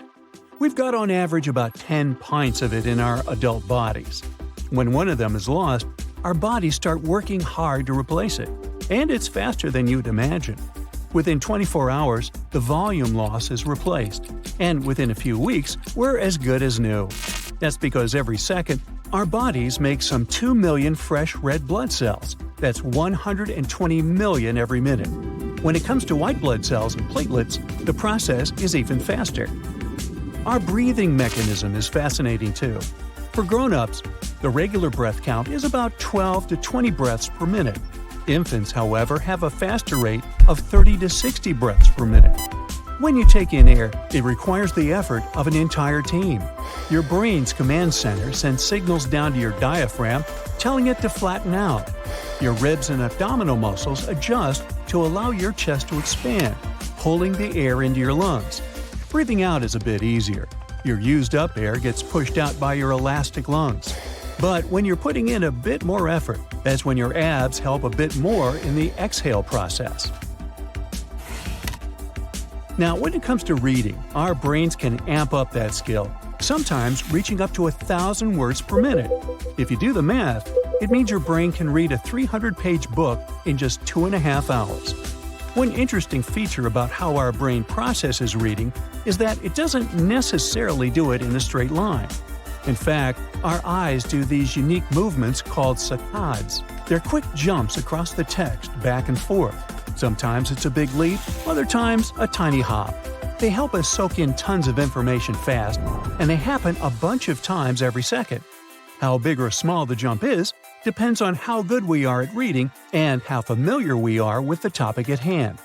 Do you want to find out more about a variety of topics, like science, pop culture, or history? Well, be sure to hit that subscribe button so you can stay up to date with our latest videos. Our skin is the largest organ we own and is perpetually shedding around 30,000 cells every 60 seconds. Most of the time we don't even notice, but our faces and bodies are constantly removing layers. Yep, a lot of that dust around your house is you. It's a month-long journey for those fresh skin cells to pop up to the surface, and that process speeds up or slows down with age. During our 60s or even later, it can take up to 8 weeks for cell turnover, and that buildup of skin makes your complexions look a bit dull. Thankfully, there are a lot of products we can use these days to help with dry skin, like moisturizers and serums. You can't talk without your tongue. Well, you can technically, but most people won't understand a word you're saying. On any day, our tongue teams up with our lips and teeth to turn throat sounds into words that make sense. The tongue itself is flexible and speedy, capable of letting out more than 90 words a minute, using a variety of over 20 moves. While we can vocalize without using the tongue, we need it to pronounce consonants like T, D, L, and R, or if you're a pirate, R. This important organ is the same reason parrots can so easily imitate us, though most of them have no idea what they're saying. These birds have a thick tongue, and even though they've got fewer muscle moves, it helps them mimic human speech quite accurately. So be careful what you say around them. Humans also blink 15 to 20 times each minute. It might not sound like a lot, but it does mean we're spending about 10% of our awake time with our eyes shut. For many years, scientists believed that blinking served a single purpose: to keep our eyes moist. That's mostly why we produce tears, by the way. And with the help of our eyelids, this creates a little cover for the whole eyeball, preventing it from feeling itchy. However, blinking does more. A study from the past decade pointed out that when we blink, our brain hits a mini reset button. It powers down some parts linked to vision and attention. And since attention messes with how we perceive time, blinks could be like these time travel moments for our brains, or mini power naps if you like. Now, on average, people have around 35 to 48 thoughts per minute. It depends on a variety of things, like what we've been through, how we're feeling, and even where we are. When it comes to thought formation, we do know that brain cells can communicate. But understanding exactly how our ideas pop up in our minds is still a bit of a mystery. Our brain features many neurons, these fascinating cells shooting out electrical charges to talk to each other. It's these neurons that spill out brain chemicals called neurotransmitters. Think of it as passing notes that create electric signals, and as these signals surf through thousands of neurons, like a wave, thoughts pop up in our heads. Now, each time you munch on a snack, you're fueling up this power plant, which is your body. One single calorie from your food is around 4,200 energy units called joules. If you're eating 2,000 calories a day, you're transforming that into almost 6,000 joules every minute.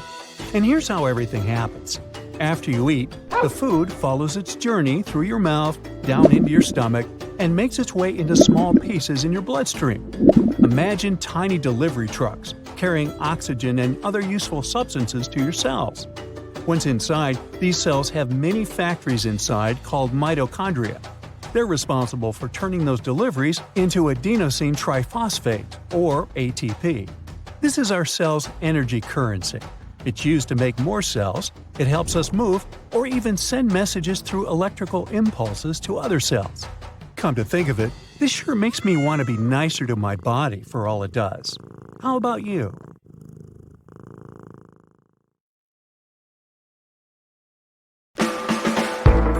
So you have a sixth sense.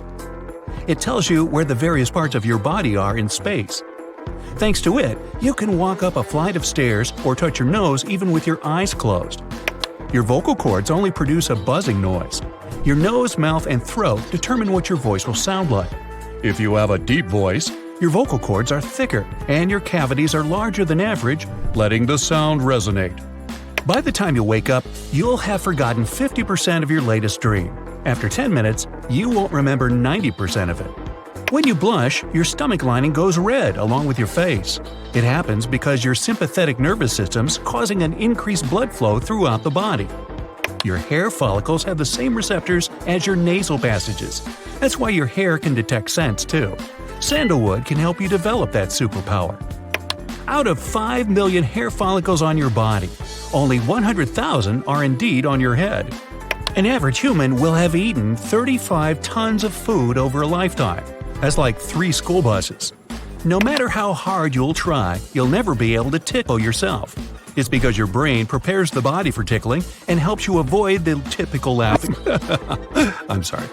laughing reaction. One human hair is so strong it can hold up to 3.5 ounces.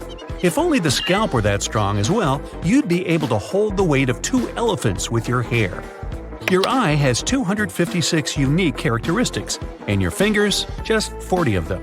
That's why retinal scanning is more reliable than fingerprint scanning. 50% of your hand strength is in your little finger alone, yet the thumb is the most important finger. You wouldn't be able to grip without it. If you stretch out your arms to the sides, the distance from the middle fingertip of the left hand to that of the right hand is equal to your height. An average human produces enough saliva to fill 2 swimming pools over a lifetime. Hey, dive in! Your spine has a great memory.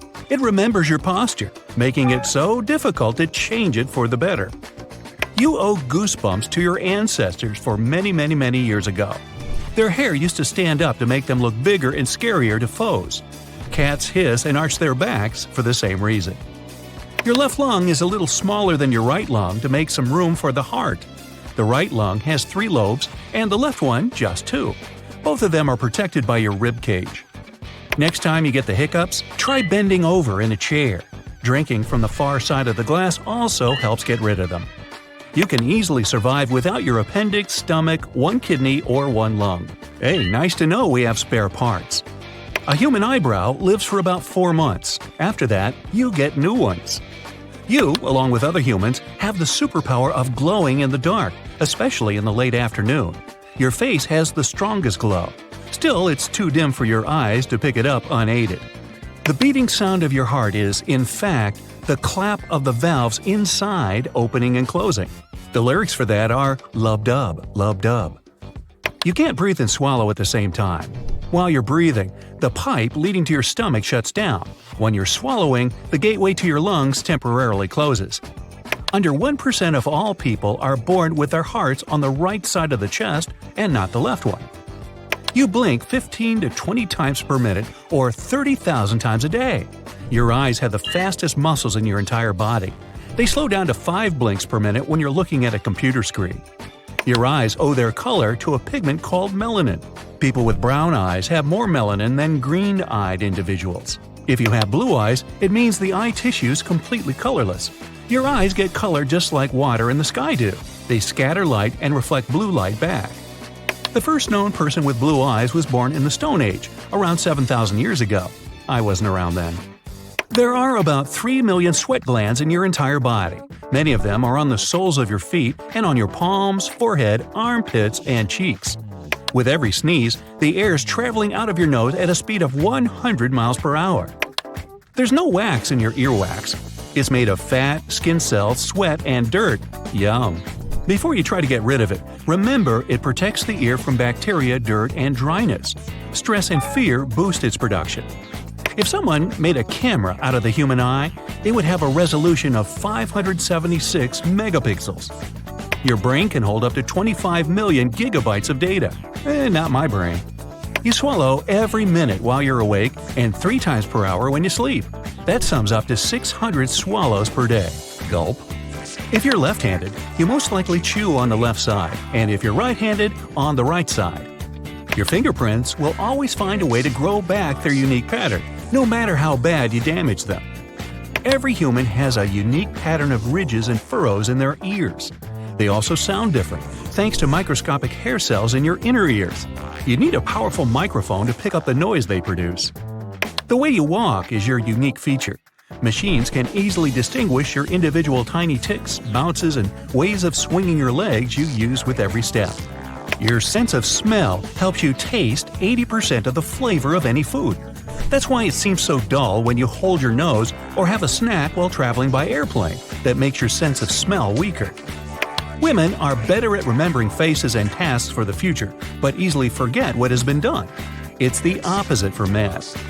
Your eyes can change color as you age, or even depending on your mood or dieting habits. 300 billion new cells are born in your body every day. Now that's recycling. Your fingers don't have a single muscle in them. Their joints move thanks to the muscles in the palm and the forearm. Your fingernails grow faster than your toenails. That's because you use them more actively, and they get more sunlight and air. Your eyes send a 2D upside-down image of the world to your brain. It quickly corrects it and turns it into a 3D right-side-up image that it's used to. There's more nerve cells and connections in your brain than there are stars in the Milky Way. If you decided to count them all, it would take you 3,000 years.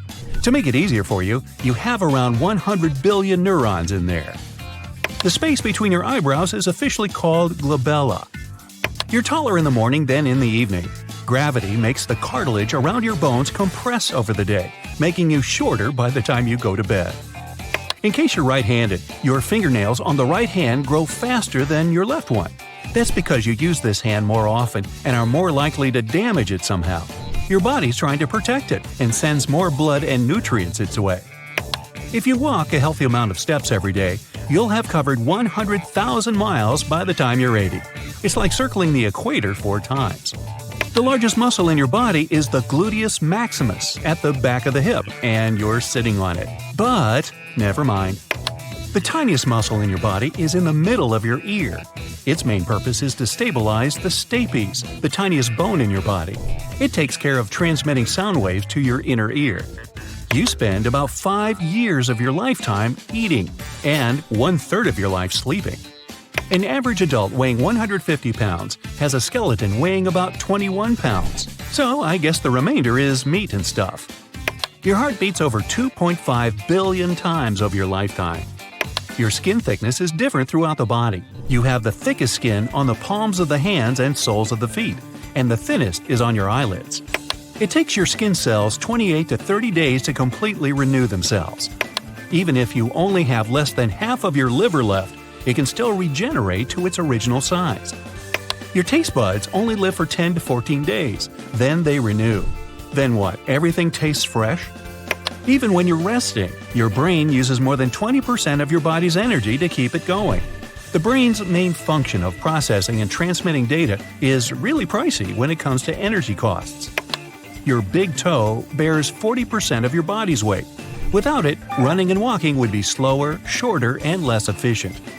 Thanks to zero gravity, your discs in between each vertebra expand when you're in space. That's why you can grow up to 2 inches taller. An average adult body is home to 7 octillion atoms. That's 7 billion billion, or 7 followed by 27 zeros. Do the math. A caterpillar has more muscles than you do. It's 4,400 versus 650. Your peripheral vision is almost completely black and white. It's because you have more color-detecting cones in the center of your retina than at the sides. An average adult human body has enough fat in its cells to produce 7 bars of soap.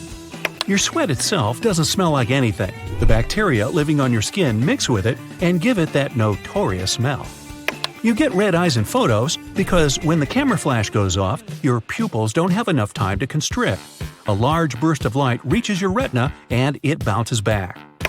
Your legs feel lead-heavy when you're afraid because of the adrenaline that gets in your system. It turns on the fight or flight reaction. Your body sends blood flow to your most needed areas to let you take action and protect yourself. Women can distinguish more colors than men because they have 2 X chromosomes and men only have 1. Even if something is wrong with one of the chromosomes, a woman can still see colors correctly. That's why women are rarely colorblind. No matter how slim or plump you are, you have the same exact amount of fat cells as everyone else. When you work out and diet, they don't go anywhere, but shrink in size and can grow back again. All muscles in your body are connected to bones at 2 ends to be able to pull and create motion. The only exception is your tongue. It's connected to a part of your neck on one side and is free on the other side, so you can make funny sounds. The weird-looking flies you see right in front of your eyes every now and then are eye floaters. You see them because of tiny structural imperfections in one particular part of the eye that get in the way of light. They get worse with age. Oh goody. An average woman speaks about 20,000 words a day, while an average man only speaks 7,000 words. That's because the brain region responsible for language skills and social interactions is larger in females. Your hands and feet alone would look rather creepy. They also contain more than half of the bones in your entire body. Each hand has 27 bones, and each foot has 26. Your thumbs have their own pulse because there are big arteries inside them. That's why you can't feel your pulse in the neck with your thumb. You spend 10% of the time when you're awake with your eyelids closed. It's all those times you're blinking. Humans are capable of using echolocation, like bats and dolphins. With some training, you can find your way in complete darkness, analyzing the surroundings by sounds bouncing off objects. Oh, need to practice that. On average, it takes 7 minutes to fall asleep. There are some techniques to speed up that process to 120 seconds, though. You can physically see your nose, but the brain chooses to ignore it. Otherwise, it would stand in the way of your vision. Plus, it would be out of focus. Around 12% of people can't dream in color. There used to be more of them before color TV had been invented. All your muscles relax at the same time right after you've fallen asleep. Your brain thinks you're about to fall and sends quick signals to all of your muscles to awaken them. That's why it sometimes feels like you're literally falling. You've inherited fingers that get wrinkly from water from your ancestors. It gave them the grip they needed to survive in rainy weather. Your toes get wrinkly too, to let you stand on a wet surface safely.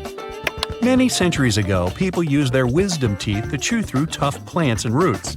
As their brains grew bigger, leaving less space in the mouth, these teeth became the extra ones. Now you can just cook your food and survive without them. Every day, an average woman unknowingly puts on about 515 chemicals on her body. They come from deodorants, shampoos, conditioners, moisturizers, and other beauty products. Most of them are harmless. You can't sneeze when you're sleeping because the nerve cells in your nose that activate sneezing are sleeping too. You can't sense smells in your sleep either. An average person has around 250 hairs per eyebrow, but some lucky fellows have a total of 1,100 hairs.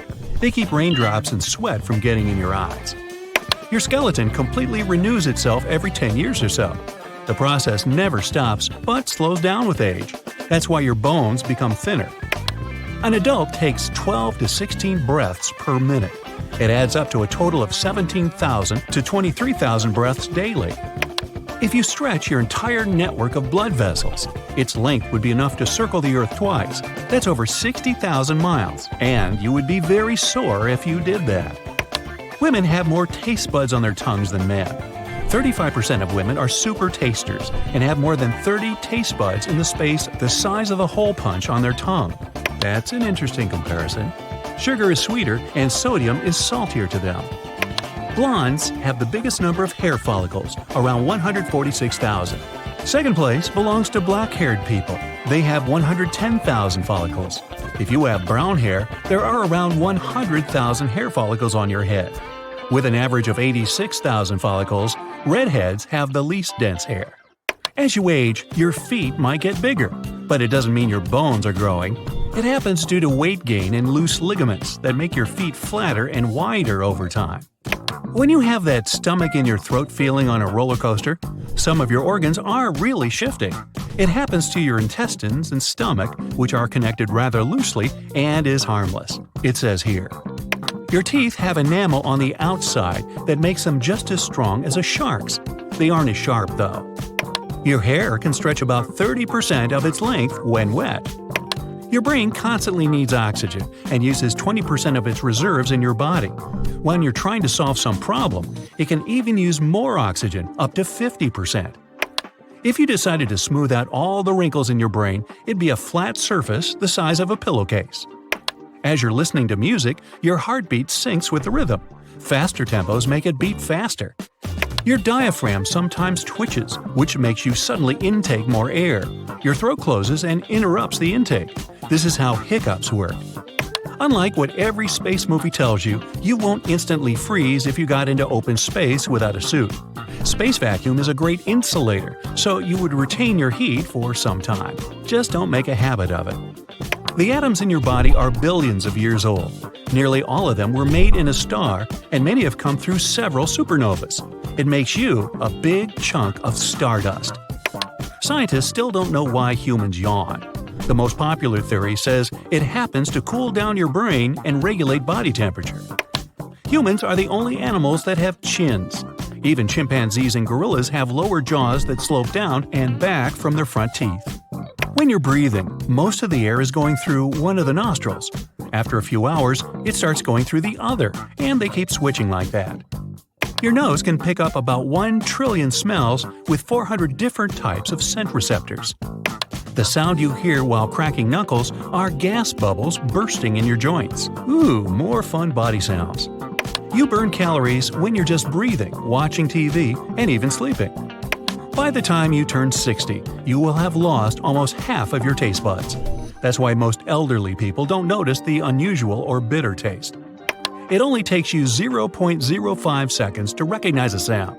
That's 10 times faster than blinking. It's virtually impossible to destroy a human hair. Water, cold, and corrosion can do nothing to it. The only way to go is to set it on fire. Nah, don't do that. Around 1% of people are missing a special lens in the eye and can see ultraviolet. Famous Impressionist painter Claude Monet belonged to that 1%. When you sleep in a new place, half of your brain stays awake.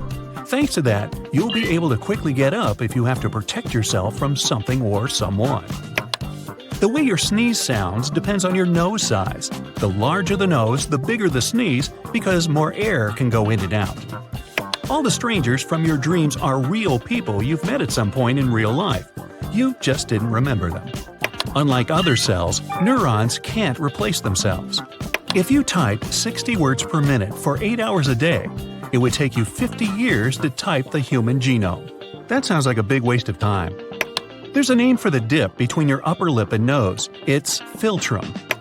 Some people can navigate using the magnetic field of the planet, just like birds. Me? Nah, I can barely use my GPS.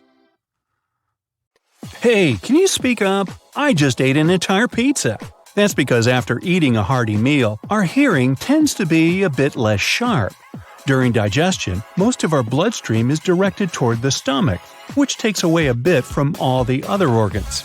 So, next time you want to go listen to your favorite band at a live concert, make sure to eat a lighter meal to keep your ears pitch perfect. On top of our stomach and left kidney, we have a magical organ that can grow back if we remove a part of it. Our liver can regenerate itself by making new cells called hepatocytes.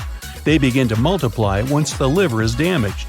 The seriousness of that damage defines if it can regenerate completely and the amount of time it takes to do so. Ever wondered what's worse for your body? No sleep or no food? Turns out the lack of sleep is more dangerous. That's because if you don't rest, your body becomes exposed to a lot more risks. After 24 hours without any shut-eye, you can start to have memory problems and find it difficult to concentrate. At just 17 hours without sleep, you start to feel tired and groggy, irritable, tense, and more emotional. I need a nap. Your pain receptors also become more sensitive, which means everything hurts a bit more than it should. Oh, and it also affects your hearing too. What? On the other hand, you can be well into your 24-hour period with no food before your body realizes you've stopped eating. In the first 8 hours, you just keep digesting the last meals you had. After those first hours, you start to use stored fats for energy. Not eating for more than 24 hours means that your body will start eating away at its own protein, which means you literally start to lose muscle. Rainwater isn't always safe to drink. It can sometimes hold harmful bacteria and viruses. Also, in heavily polluted locations, it may even meet other harmful materials. Some communities out there do depend solely on rainwater as their primary source of hydration. But does rainwater have any other health benefits?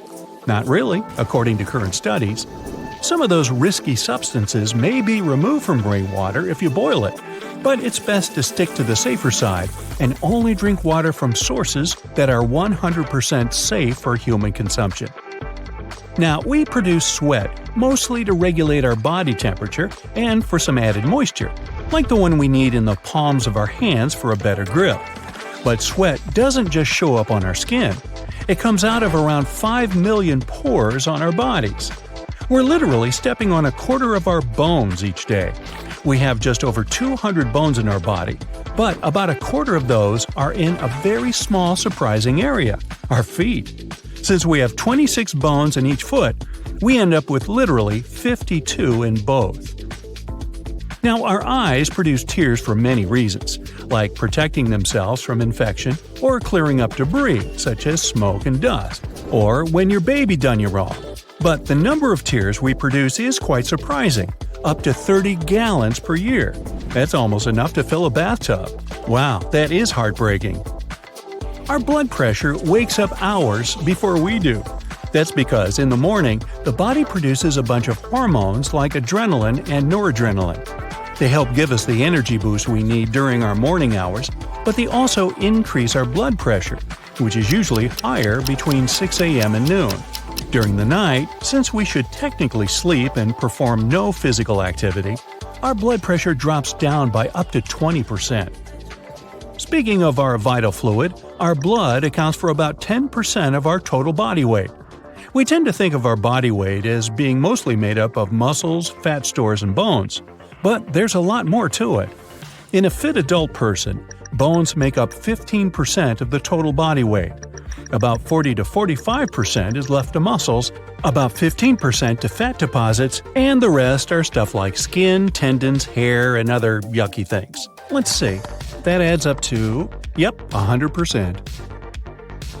Your lungs aren't twins, they're siblings. That's because they aren't the same size or shape.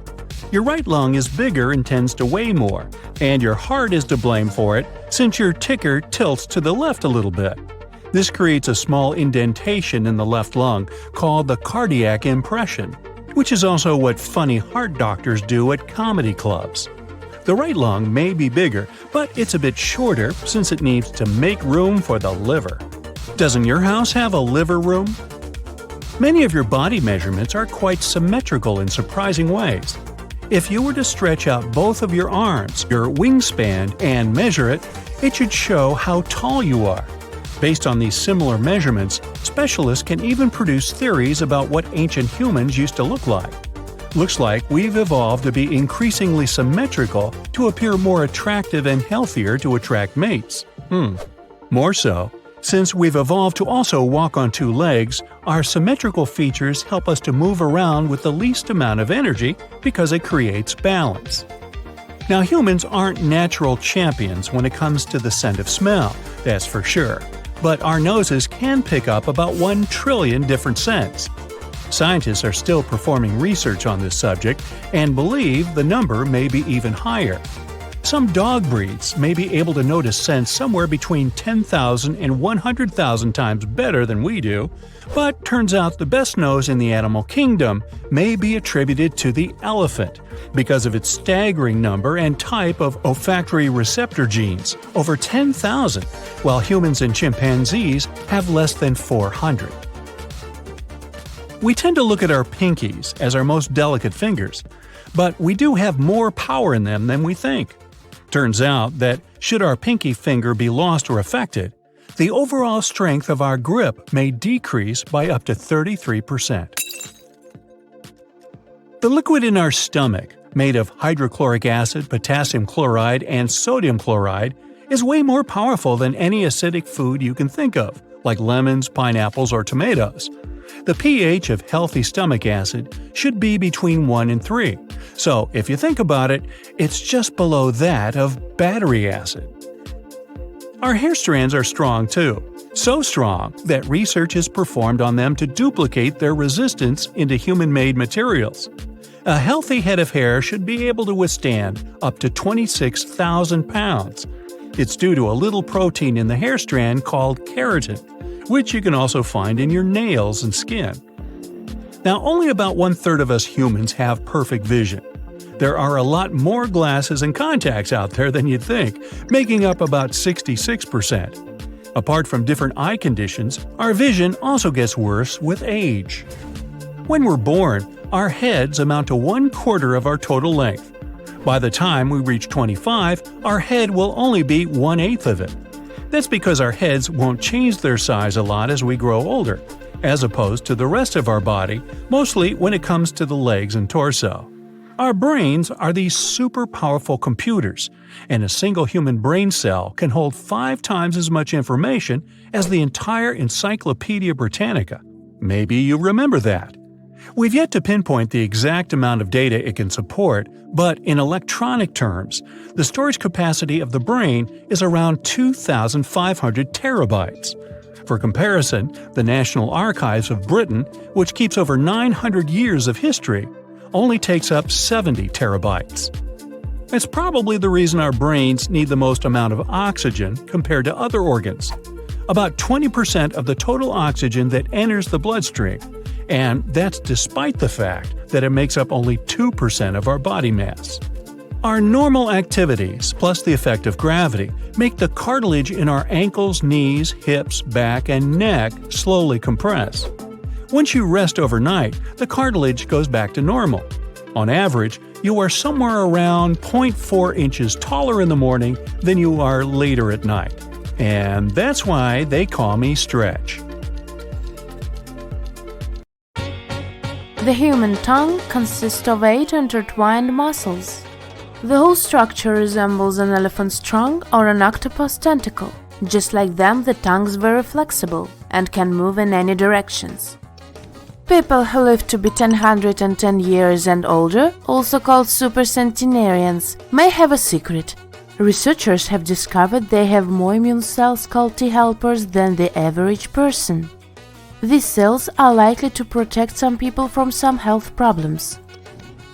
Scientists have always thought that the human brain is a sterile place, free of germs or bacteria.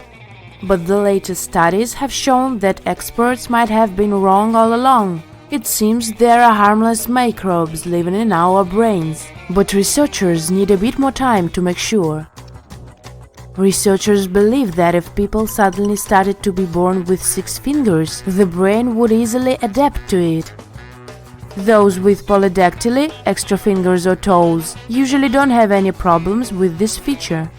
Their brains know how to control additional fingers and how to use each of them independently. Such people sometimes need only one hand to carry out a task for which others would need 2 hands. In some people, saliva accumulates in a gland under their tongue. It can then get propelled out in a stream when a person presses on this gland. If the mouth is open at the moment, a jet can reach several feet. This process, called gleeking, can occur spontaneously. A person accidentally pushes their tongue against the gland while eating, yawning, talking, or cleaning their teeth, and voila! Up to 35% of people can gleek. but just 1% can do it on command.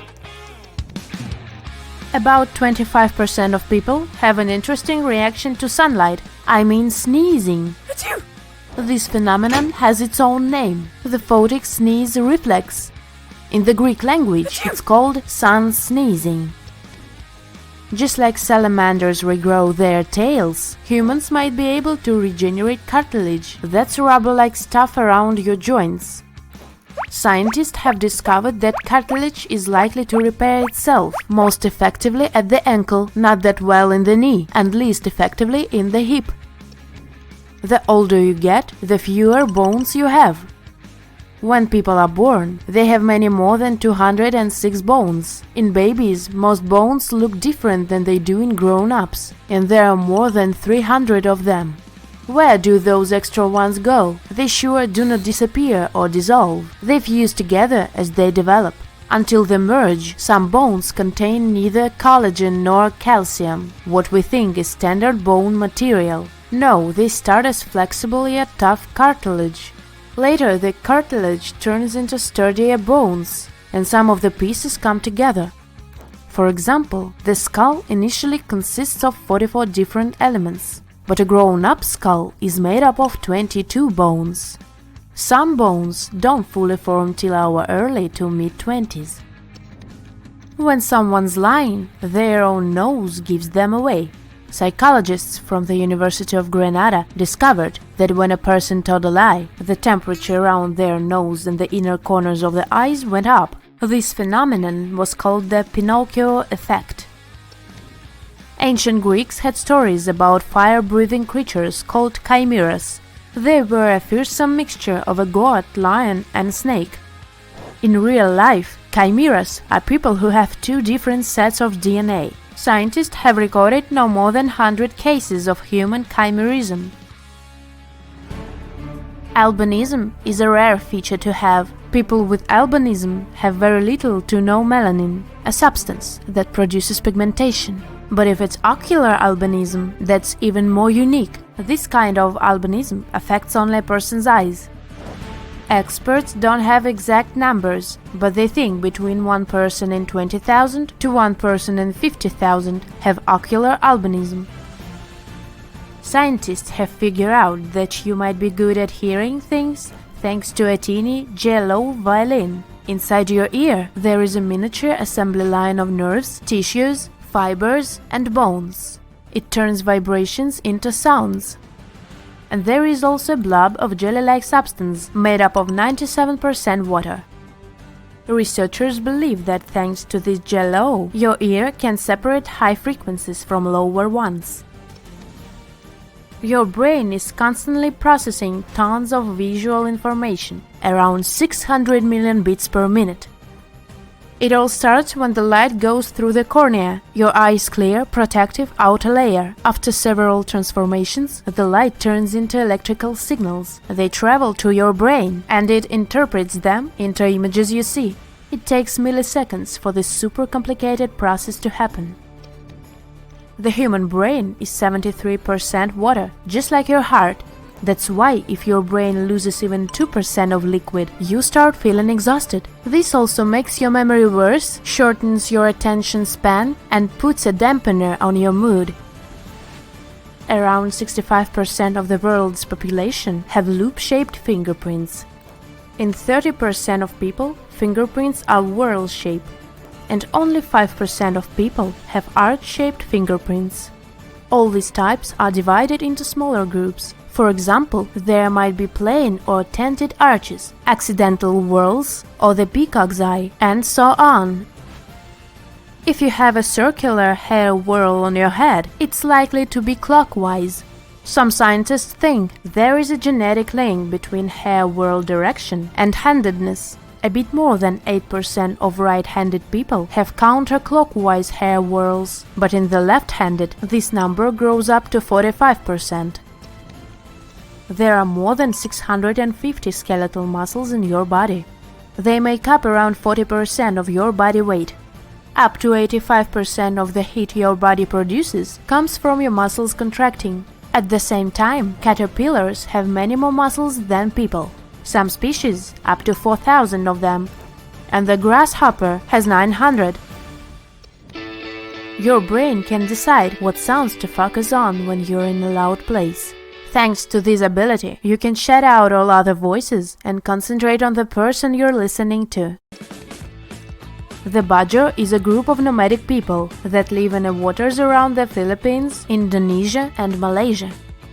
Thanks to a rare DNA mutation, they can stay underwater for up to 13 minutes.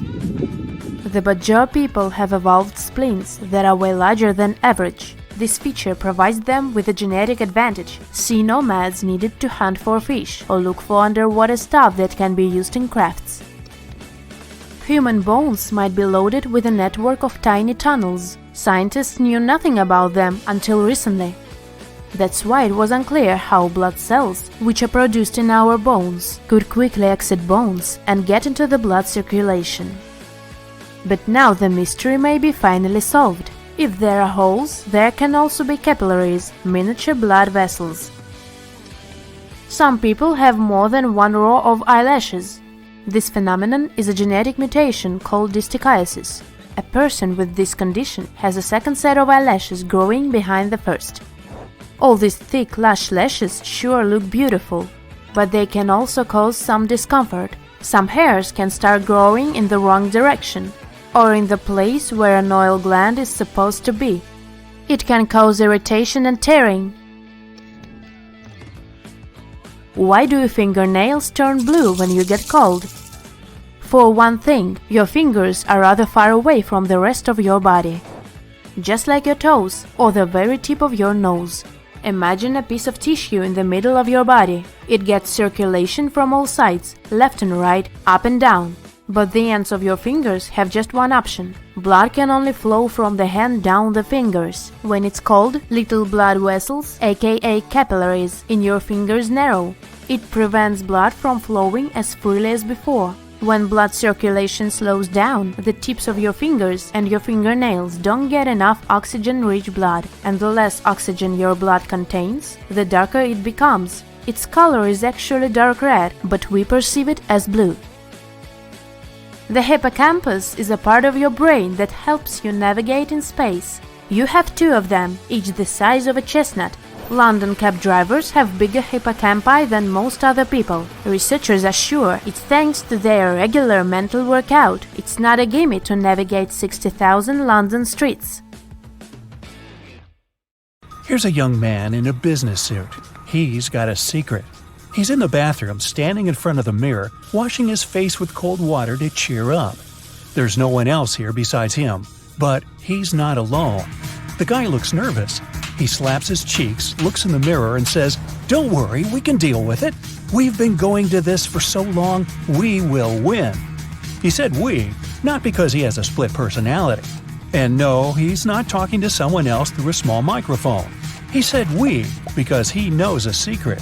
Technically, he's not all human, but a group of billions of living creatures. Him, you, and all the people on Earth aren't really who they think they are. Only 43% of your body is made up of human cells.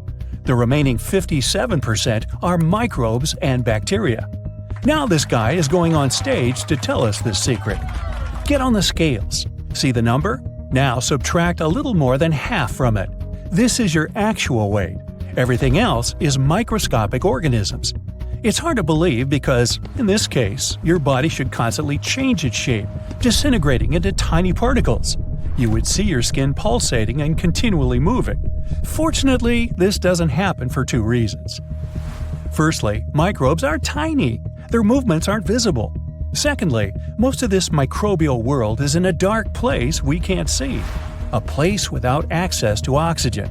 In our intestines. It's where billions of little creatures are roaming. Feeling kinda crowded, huh? Some of them appeared before we were born, but most were colonists who came with food and water. On your body's surface, all microbes come from the environment. Every corner of your skin is covered with microbes. No matter how you try, it's impossible to get rid of them. There are more microbes than human cells. Our genome consists of about 20,000 genes. The number of microbes genes in the human body is about 2 to 20,000 million. That means that technically, we're not people, but microbes. Fortunately, it's not so bad. The genome of microbes complements our own. Such a model of existence reveals many opportunities for medicine. The human microbiome includes bacteria, fungi, and other microorganisms, all of them divided into many species, and each type performs its own functions. Some microbes are responsible for vitamin extraction from food. Others help the breakdown of destructive substances. Another type helps your tummy digest food. A separate group regulates your immune system, protects it against ills, parasites, and viruses. Some control weight. Simply put, microbes make your life better, help your body function, and affect your health. There are microorganisms that provoke many diseases. They impair immunity or affect vital organs. Imagine you know exactly which bacteria are responsible for feeling unwell. Next, you find a way to rid yourself of them. It can be some pill with poison against those microbes. You drink it, and the cure erases all the harmful pests inside your body. A disease might appear because of the lack of beneficial microbes. This is one of the ways doctors heal many people in the world. Now let's say you've determined a group of microbes that help strengthen muscles. Then you find out which trace element helps these bacteria work faster and more efficiently. You add this vitamin to food or just get a pill containing 1 billion of these microbes. As a result, your muscles grow twice as fast. The presence of some microbes or the lack of others can show the state of your entire body. A sample of your microbes can indicate your level of health or the presence of some disease. Any person can improve their body not only with the help of genetic engineering, but with microbial medicine. Studying human microbes is cheaper, more efficient, and faster than expensive, complex gene modifications. This area is just beginning to develop all over the world, but there are already some discoveries. Previously, humanity thought microbes were enemies. We made up many ways to destroy bacteria and viruses. But along with the harmful germs, these cures get rid of the good ones. Now scientists understand that microbes can both take away and save lives, so they started large-scale research on this subject. Let's have a look at a big panda. This animal, with an ample supply of fat under its skin, is omnivorous. It rarely eats meat. Its diet mostly consists of berries and bamboo shoots. But in winter, there's none of this, so pandas feed on bamboo leaves. That food is low-calorie. There's almost no proteins in it. But still, pandas don't lose weight after a cold winter. Recently, scientists found out how pandas do that. It's all thanks to a unique microbiome. Every winter, a lot of unique bacteria are born in their intestines. These microbes extract and synthesize helpful substances from bamboo leaves better than others, and thus preserve the panda's weight. Scientists put these bacteria inside field mice. Small rodents began to gain weight much faster. Hamburgers, cakes, and other heavy foods contain calories and help develop colonies of microbes that contribute to weight. Millions of species of microbes have millions of functions. In theory, each of these functions can be used for the sake of humans. So, imagine you need to lose or gain weight, and you just add these microbes to your lunch. Do you want to sleep better or fight drowsiness? Drink microbes that will affect the production of sleep hormones. Do you want to strengthen the bone tissue? No problem! Bacteria are not only inside our bodies, they're everywhere. Part of the planet is made up of microbes. These tiny organisms are constantly multiplying. Look, there are 1 trillion of them on your keyboard. One bacterium increases in size and splits into 2 bacteria. After a few minutes, these 2 increase and divide again. 4 microorganisms appear. Each of them splits in 2. The colony of bacteria is rapidly growing. With such quick reproduction, one microbe can make 1 ton of offspring in just 24 hours. After 5 days, bacteria will fill all the seas and oceans. They will weigh more than the whole planet. Under ideal conditions, bacteria could take over the whole world. However, this will never happen. There are no such perfect conditions for uncontrolled bacterial growth. The speed they multiply at is equal to the speed of their destruction. Dryness, water, light, high temperature, gases, humidity, all these phenomena help control their population. At the same time, microbes are in charge of most of the chemical reactions on Earth. An old apple on the ground is rotting because of germs and bacteria. Mold forms on bread because of microorganisms. But they don't just exist and affect the condition of any material and other living creatures. An endless battle for survival continues in the world of microorganisms. Giant bacteria absorb smaller ones. Microbes with spikes defeat long microbes. There are also viruses that penetrate bacteria and infect them with their cells. A small ball with a virus can destroy an entire colony of microbes. Viruses multiply and take over more and more territories until they meet strong immune cells on their way. There are also creatures resembling robots. They look like diamonds with mechanical legs. Despite this unusual appearance, they're 100% natural. We call them bacteriophages. They have only one purpose: to destroy all bacteria. Bacteriophages are additional protection of the planet from uncontrolled reproduction of microbes. When some microorganisms multiply, they leave decay waste. This waste is harmful to humans.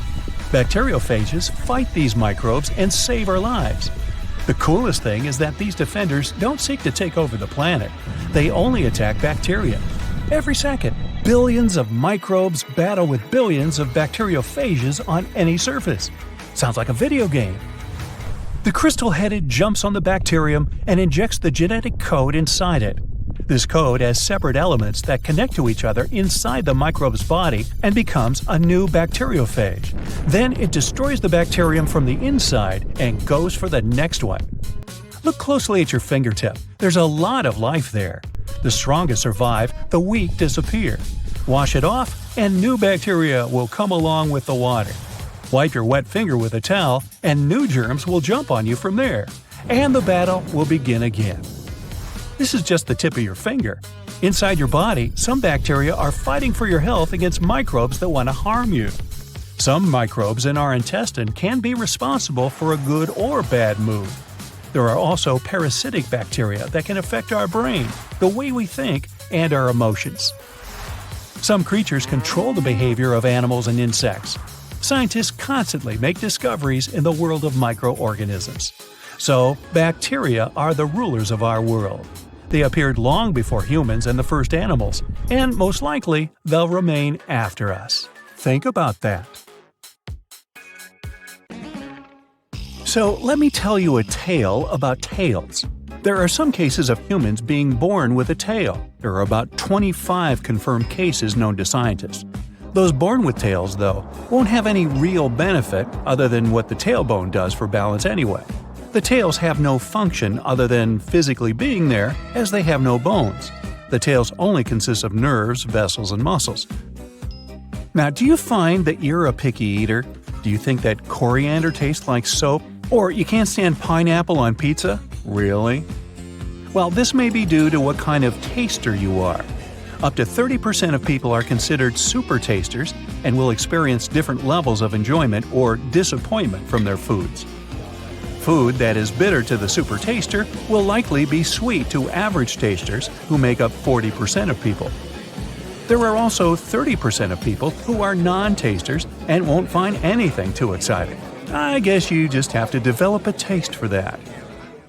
The vast majority of people have brown eyes. About 79% of the world population share this eye color. Once, all humans only had the brown pigmentation, until around 6,000 to 10,000 years ago, and I wasn't around then, when humans migrated to Northern Europe. A mutation occurred, helping the eyes to adapt to the change of light. Blue eyes became the most common of the mutated coloration, and all of them today can be traced back to one ancestor from Europe. His name was Chadwick Abernathy. His friends called him Chad, and he was a boulder mover at Stonehenge. Well, not really. Today, blue eyes make up around 10% of the human population. Amber and hazel eyes each take up 5% respectively. Gray eyes are up to 3%. And the rarest of eye colors are green ones, consisting of only 2%.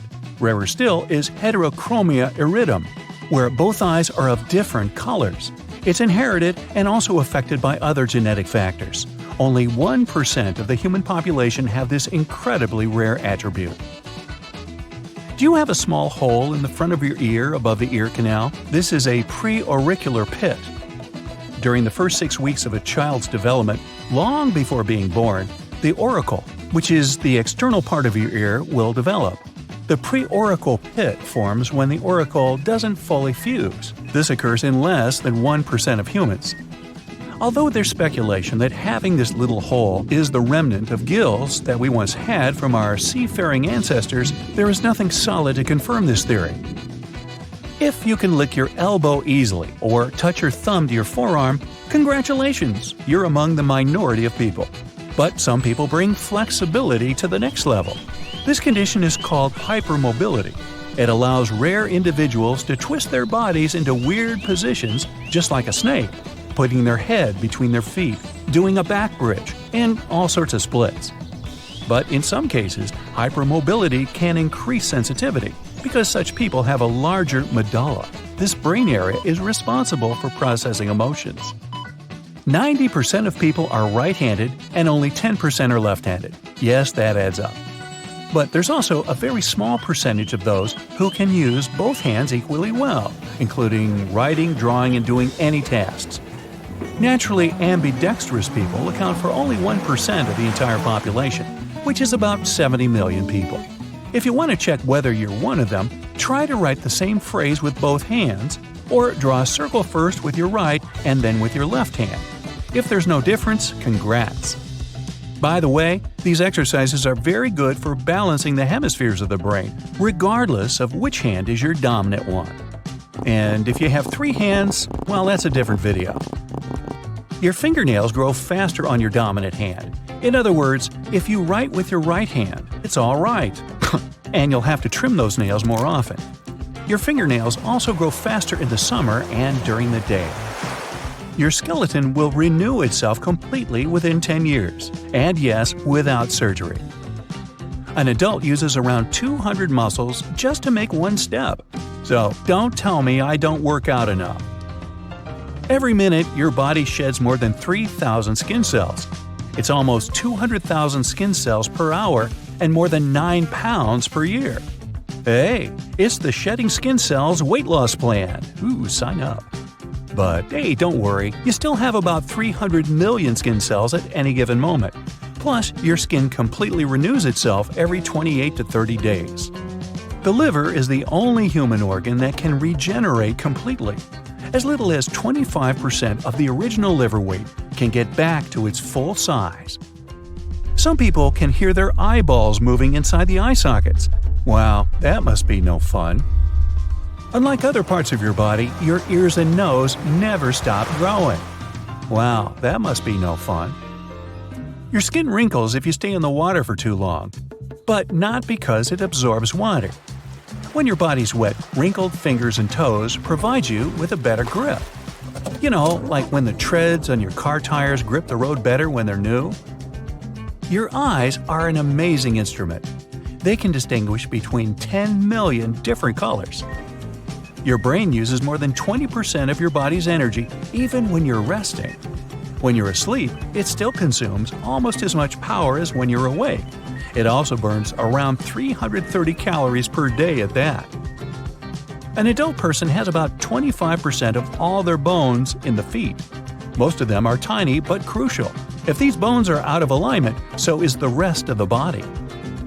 You breathe around 20,000 times a day, I've counted. Try not to stop. I actually set a personal best record today for consecutive days breathing, and I plan to top that tomorrow. Human bones are a real paradox. They're almost 5 times stronger than a steel bar with the same width, but can fracture on impact and are rather brittle. If a person has anosmia, also called smell blindness, they can't distinguish and detect smells, but they can still be smelly. Sorry. You start feeling thirsty when water loss is 1% of your body weight. More than 5% and you may faint. Water loss that's bigger than 10% of the body weight and dehydration can end a person, if you know what I mean. The strongest muscle in your body, based on its weight, is your jaw muscle. Yes, mine is way overdeveloped. At any moment, 50,000 cells in your body are getting replaced by new ones. Boy, that sounds like a company I used to work for. By the end of their life, the average person can recall up to 150 trillion pieces of information. except for where they left their car keys. Even if fingerprints are badly damaged, they still go back with their original pattern. Don't believe me? Hey, give it a whirl. Your brain's memory capacity is equivalent to about 4 terabytes on a hard drive, which is more than 8 million photos. People are the only living creatures that can naturally sleep on their backs. Even apes usually sleep in a sitting position, leaning on something. Don't wake them up. Your longest bone is your thigh bone, not your funny bone. And the tiniest one is in the ear. It's shorter than a grain of rice. Do you feel ticklish when you tickle yourself? Normally you wouldn't, unless someone else tickles you. It happens because the cerebellum area of the brain, which monitors movements, predicts the sensations caused by your own movements. Then it sends a signal to other parts of the nervous system to cancel these sensations. But some rare individuals can actually feel ticklish on their own. If you're not among them, touching a new texture that the brain doesn't yet recognize or using a scalp massager can help to excite your nerves and bring relaxation. Hey, you can give it a tickle test. If you want to check out the work of your vestibular system, try this simple trick. Stand on one foot and close your eyes. Most people lose balance at least during the first attempt. Your vestibular system includes many organs and systems throughout the body. Together, they allow your body to stay in balance in different positions. This system includes the inner ear and vision, which is why keeping balance is much easier in silence while your eyes are open. Can you wiggle your ears intentionally? Are you popular at parties for doing that? Congratulations! Around 22% of people on the earth are capable of wiggling one ear. As for moving both ears at once, only 18% can do that. Ear wiggling used to be a common thing for our distant ancestors. Scientists believe they could perform a variety of movements with their ears. The group of muscles responsible for wiggling are called the auriculars. Mostly don't need it today. But some people claim that everyone can learn to move their ears. It only takes time and practice. Unfortunately, we still cannot acquire this classy habit of twitching an ear toward a sound source, as dogs and cats do. Nor can we actually lend an ear to someone. They're challenging to remove and reattach. Yep, I think it's safe to say that falling from any height can be really dangerous, but especially when you've tumbled out of an airplane, and worse, without a parachute. Now, the trick here is to create drag to slow your descent. Use your shirt, pants, or do an air snow angel. Anything to slow you down a little bit. But hey, you've always wanted to make an impact, right? Well, check this out. A Yugoslavian woman was working as a flight attendant. She survived an incredible fall on January 26, 1972, after the plane she was working on exploded. Falling from a height of 33,000 feet, she managed to survive but spent the next year and a half recovering after waking up from her coma. Experts disagree on the right way to land, but there's definitely a wrong way, landing on your head. Do you remember the rule of 3 for us squishy human beings? That's you and me, by the way. 3 minutes without oxygen, 3 days without water, 3 weeks without food. It's a great guideline, but some people manage to stretch it out a bit further. If watching a sunset, smelling flowers, or ordering that big juicy hamburger is important to you, well, you'd better start thanking that delightful gas, oxygen. Don't believe me? Try doing even one of those things without it. 2 minutes without oxygen will cause the average human to pass out. After 10 minutes, well, there isn't usually a comeback to her. This varies, of course, from person to person, depending on their fitness levels, but we love to push the boundaries as humans, don't we? The longest someone held their breath for was an outstanding 24 minutes, 3.45 seconds, give or take. That's 100 times longer than the first airplane flight. Take that, Wright brothers. Alex Segura Vendrell from Spain pushed the limits of breath holding in 2016 by floating in a controlled pool environment. Just before going under, he was gulping in air like a fish to try to get as much oxygen as possible. Strangely, holding your breath underwater is easier than trying it on dry land. Swimming activates your diver's reflex, slowing down our heart rate and metabolism. Not only is oxygen important, so is precious H2O and tasty food. Each cell in our body needs water to survive. If we can't replace the water lost quickly, we only have about 3 days to a week before it's all over. How humid the air is, our age, physical activity, and health play a huge part in water retention in our bodies. When we're running low on water, the important areas of our body, like the heart and brain, pull water from wherever it can. Like a sponge, these organs soak up everything until there's nothing left. In 1979, an Austrian man in a holding cell lasted 18 days without water. He allegedly licked condensation off the prison walls to stay hydrated. What's the scariest thing in the universe? The fridge is empty! Where's all the food? Without any calories, your body starts to feed on itself. Not exactly the diet I had planned for this year. During the first few days, our carbohydrate reserves are turned into glucose. When that's all used up, our body starts to target fat, muscle, and other proteins, all the way down to the bones. Fasting is a common way to let our bodies use those extra reserves inside of us. Mahatma Gandhi's longest of many fasts lasted 21 days. The longest known fast was when a 27-year-old lived off water and vitamin supplements for 382 days and shrank from 456 to 180 pounds. Yow! Our bodies are equipped to survive without food for long periods. Our ancestors didn't exactly have a supermarket to go to. This makes us pretty good at dealing with starvation. We humans can cope with many extreme survival situations. But how long can you swim in freezing water without turning into a popsicle?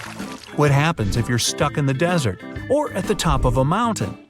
Climbing the peaks of the world, like the Rocky Mountains, the Swiss Alps, or even Mount Everest, is challenging on a good day, but the real danger is altitude sickness. It affects about half of all climbers. Starting at roughly 1.5 miles up, the lack of oxygen can cause dizziness, tiredness, and headaches for some. Others can even get insomnia. This is just the start of a whole bunch of symptoms that affect our bodies. Consciousness becomes a big problem for most people at 3 miles up without proper preparation. Ascending too quickly can even lead to fluid in your lungs or even worse.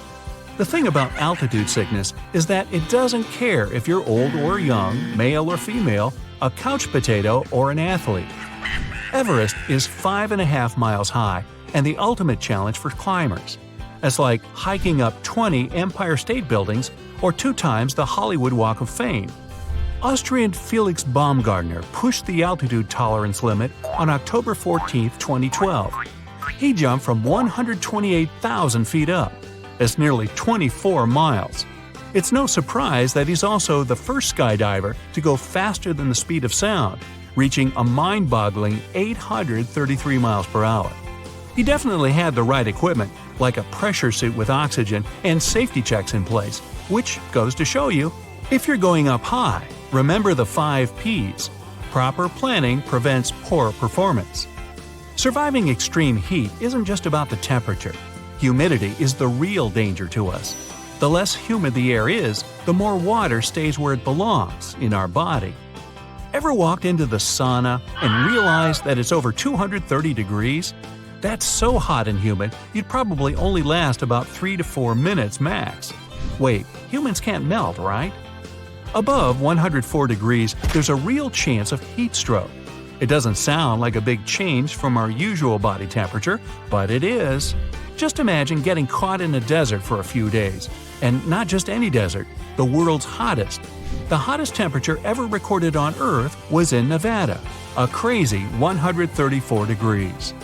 Cooling way down really quickly can help relieve cramps, headaches, and even nausea. But breathing can become kinda impossible once your organs start to shut down and hypothermia sets in. As soon as our bodies drop below our natural body temperature, our muscles start to stiffen. That's why you stop feeling cold and pain after a while. There just aren't any nerve endings functioning anymore. Shivering quickly to produce heat is our body's natural way to keep our organs warm. This only works for cold air though. In cold water, shivering drains your body heat even faster. If you've never heard of the 300 Club, you're not alone. A base in Antarctica has found a great way to test the extreme limits of the human body in the most peculiar way.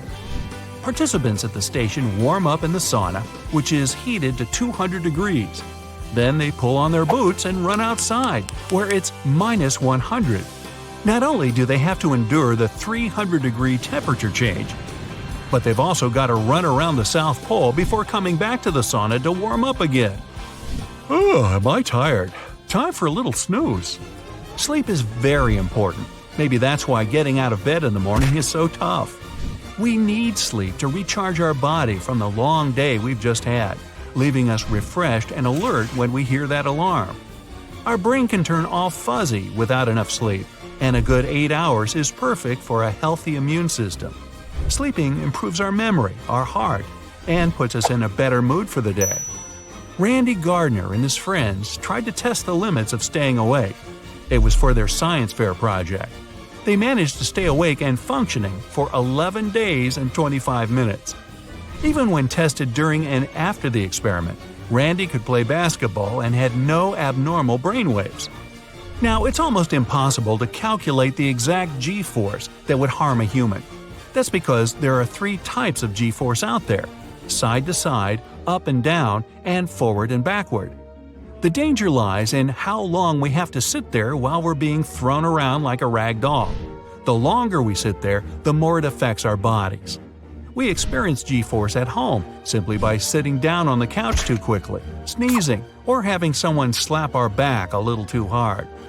Pilot John Stapp demonstrated that a human can withstand over 40 Gs. That's nearly 10 times the amount an average racing driver feels. The experiment only went on for a few seconds, but for an instant, his body weighed almost 7,000 pounds. Survival isn't always about taking on the elements. Sometimes it's fighting against time. The current record for the longest living human is Gene Kalman, who was born in 1875.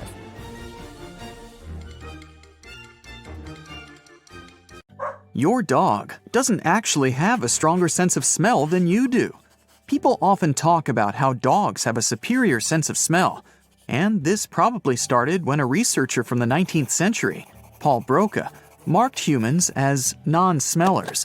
No one ever provided sensory testing to support this theory, but people still believed in it for a long time. The truth is, different types of animals can identify different kinds of scents. There was an experiment done where human volunteers needed to track a scent. Researchers dipped twine in chocolate essence and then zigzagged it all across a grassy field. Volunteers weren't allowed to use other senses. For example, they were ear-muffed and blindfolded. They even wore thick gloves and knee pads. The conclusion they came to is that while we are not as effective as dogs, we can follow a scent trail and become way better if we practice. Interestingly, humans are more sensitive to certain smells compared to dogs, like fruit or flowers. This is because the evolution of dogs didn't require them to sharpen their sense of smell for these types of odors. A TV screen won't ruin your eyesight. At least, there's no evidence that looking at a TV screen can really hurt your eyes. It's the same for phone or computer screens. Looking at them may lead to eye strain or fatigue, but in most cases, it's nothing you can't ease with proper rest. That doesn't mean watching TV or staring at your phone for too long doesn't have negative consequences in other parts of your life, like reduced concentration and lack of socialization, among many other things. Being able to roll your tongue is not really a genetic trait, even though biology teachers often say this gift is based on a dominant gene. There was a study that showed 7 out of 33 twins who didn't actually share this feature. Identical twins share the same genes, which implies that they should share this trait too. But they don't, which means genes are most likely not the factor that decides if you'll be able to roll your tongue. And this myth still exists, even though it was debunked over 6 decades ago. You're going to catch a cold if you go outside with wet hair is yet another myth. To actually catch a cold, we need to have a virus inside of our body. Also, wet hair is not something that makes you more attractive to the various germs lurking around you. People mostly believe this is true because they A. heard it from their parents, and B. associate going outside with your hair being wet with getting sick because you're generally more exposed to germs when you're outside. There are no truly double-jointed people. Some individuals have certain parts of their bodies that are very flexible, so they can, for example, touch their chin with their elbow or bend their fingers backward. We often call these people double-jointed, like the secret is in them having an extra hinge somewhere.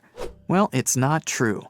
They have single joints, but they may have bones with oddly shaped ends, or their connective tissue may be very pliable. It seems the appendix, as in the organ, is useful after all, despite its poor reputation as a useless intestinal tube that pretty much goes nowhere. It seems the appendix is actually a reservoir for bacteria, but a good and helpful one. It stores microbes that assist our body when it's fighting certain problems and illnesses. In the early stage of our life, the appendix also helped us with the process of forming white blood cells, together with certain types of antibodies. Hey, do you know where the stomach is? Sounds easy, right? But it's probably not where you think. Most people believe it lurks somewhere in the area behind the belly button. In reality, it's a bit higher in the abdomen, sitting on top of the rest of the gut. Here's how you can find it. Look for the point where your lower ribs meet in the middle. Now go down approximately 3 finger widths, and then 3 to your left. Now you're supposed to be right over the center of your stomach. You don't have taste sections on your tongue. The tongue map probably showed up at the beginning of the 20th century because scientists found minute differences in how strong a taste had to be in different areas inside the human mouth to actually register. This study created a myth that each part of the tongue was responsible for different tastes. In reality, all types of taste buds are spread across all areas of your mouth, and they can detect each taste. This includes umami too, which is now accepted along with the usual 4: sweet, salty, bitter, and sour. We don't only use 10% of our brain. We use way more, even when we're sleeping. Scientists tested this statement, and one of the methods they used was measuring activity in the brain while a person was performing various tasks. Results have shown we use most of our brain most of the time. The exact percentage varies from person to person, depending on what they're doing. Plus, it's not possible to monitor every single one of our brain cells. There are billions of them after all, so you can't know the exact number of active ones at any given time. When asleep, your frontal cortex, the part responsible for, let's say, higher level thinking, and certain areas that help you sense your surroundings are still working. Humans don't just have 5 senses: hearing, taste, touch, sight, and smell. This idea originated from Aristotle, a famous Greek philosopher, who said that there was a sense organ for every sense: eyes for seeing, a tongue for tasting, and so on. But that was thousands of years ago, and he was missing the vestibular system, a key sense organ. The vestibular system is the apparatus of the inner ear that our body uses to stay in balance. Not every sense requires its own sense organ, just a different type of sensory receptor. For example, your skin alone has 4 different receptors for temperature, touch, pain, and proprioception. Proprioception is body awareness, which means that even if you move your arm behind your back, you still know it's there. Something an octopus, for example, doesn't know. So, saying we have 33 senses could be closer to the truth, not 5. These include senses of balance, temperature, thirst, and many more we need to survive. If you like cracking your knuckles from time to time, no need to worry. The whole idea that it increases risks for potential knuckle problems perhaps makes sense in the first place because that's what happens when you constantly put pressure on your joints over the years. The satisfying sound you hear happens because of bubbles bursting in the fluid that actually lubricates your joints, called synovial fluid. If you eat a big meal, you can still go swimming. You won't get cramps. The idea behind this misconception is eating a heavy meal will increase the amount of blood flow to your stomach. That way, blood won't go to your muscles, which will potentially cause cramps if you go swimming. The truth is, You probably won't feel that comfortable swimming immediately after eating a large meal, but you're safe to go if you really want to. It's even recommended to have a small snack that's rich in carbs not long before your swimming session. This will boost your energy. When you shave your body hair, you don't have to worry about it growing back darker and thicker, because this is a myth. You may believe there are some changes in the color, thickness, or growth rate of the hair.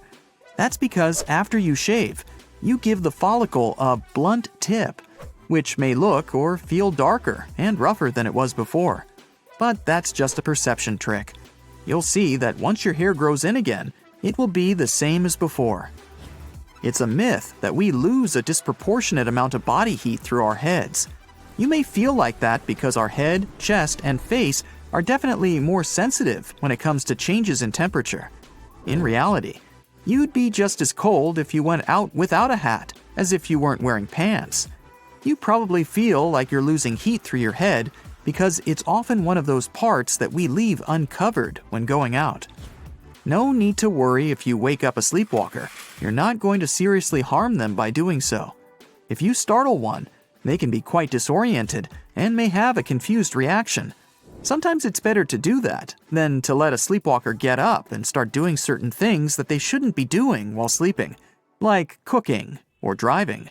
Or you could just show them the way back to bed. That's it for today. So hey, if you pacified your curiosity, then give the video a like and share it with your friends. Or if you want more, just click on these videos and stay on the bright side.